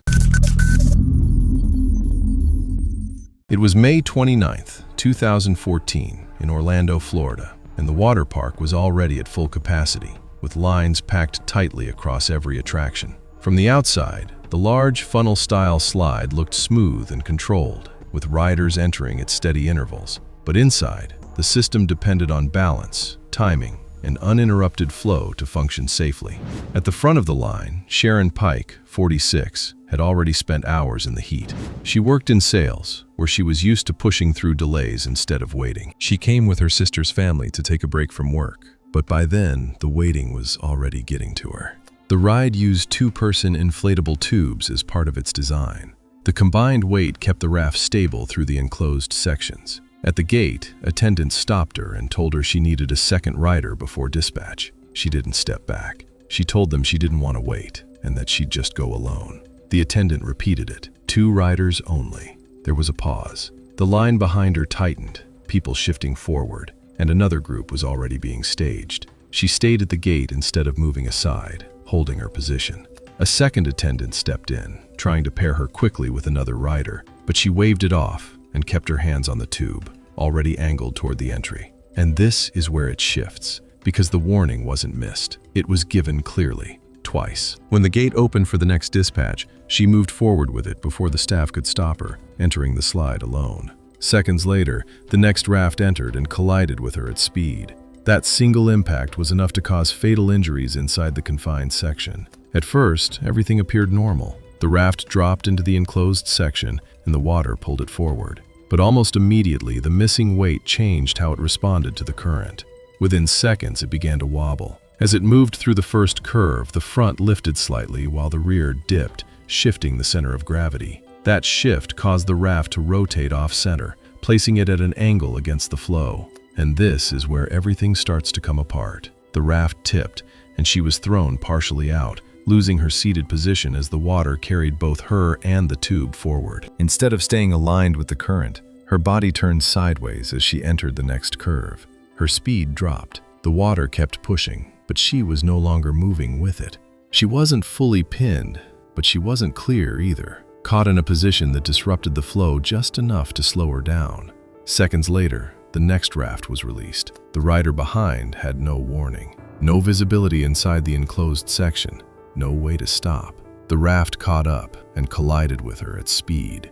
The impact forced her further into the curve, pushing her into the slide wall before continuing forward. By the time operators noticed the delay between dispatch and exit times, the damage had already been done.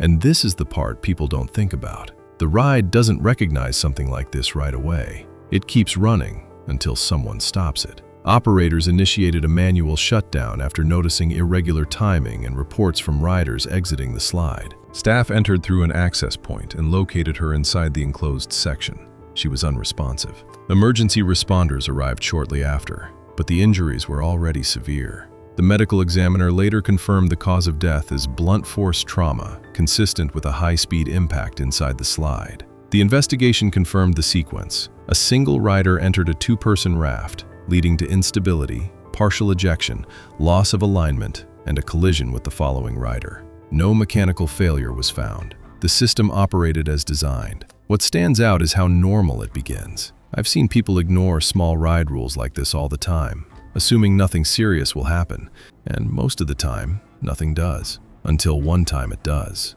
After the incident, procedures were updated to strictly prevent single riders from using multi-person rafts under any circumstances, removing any possibility of imbalance at dispatch, because in the end, nothing broke.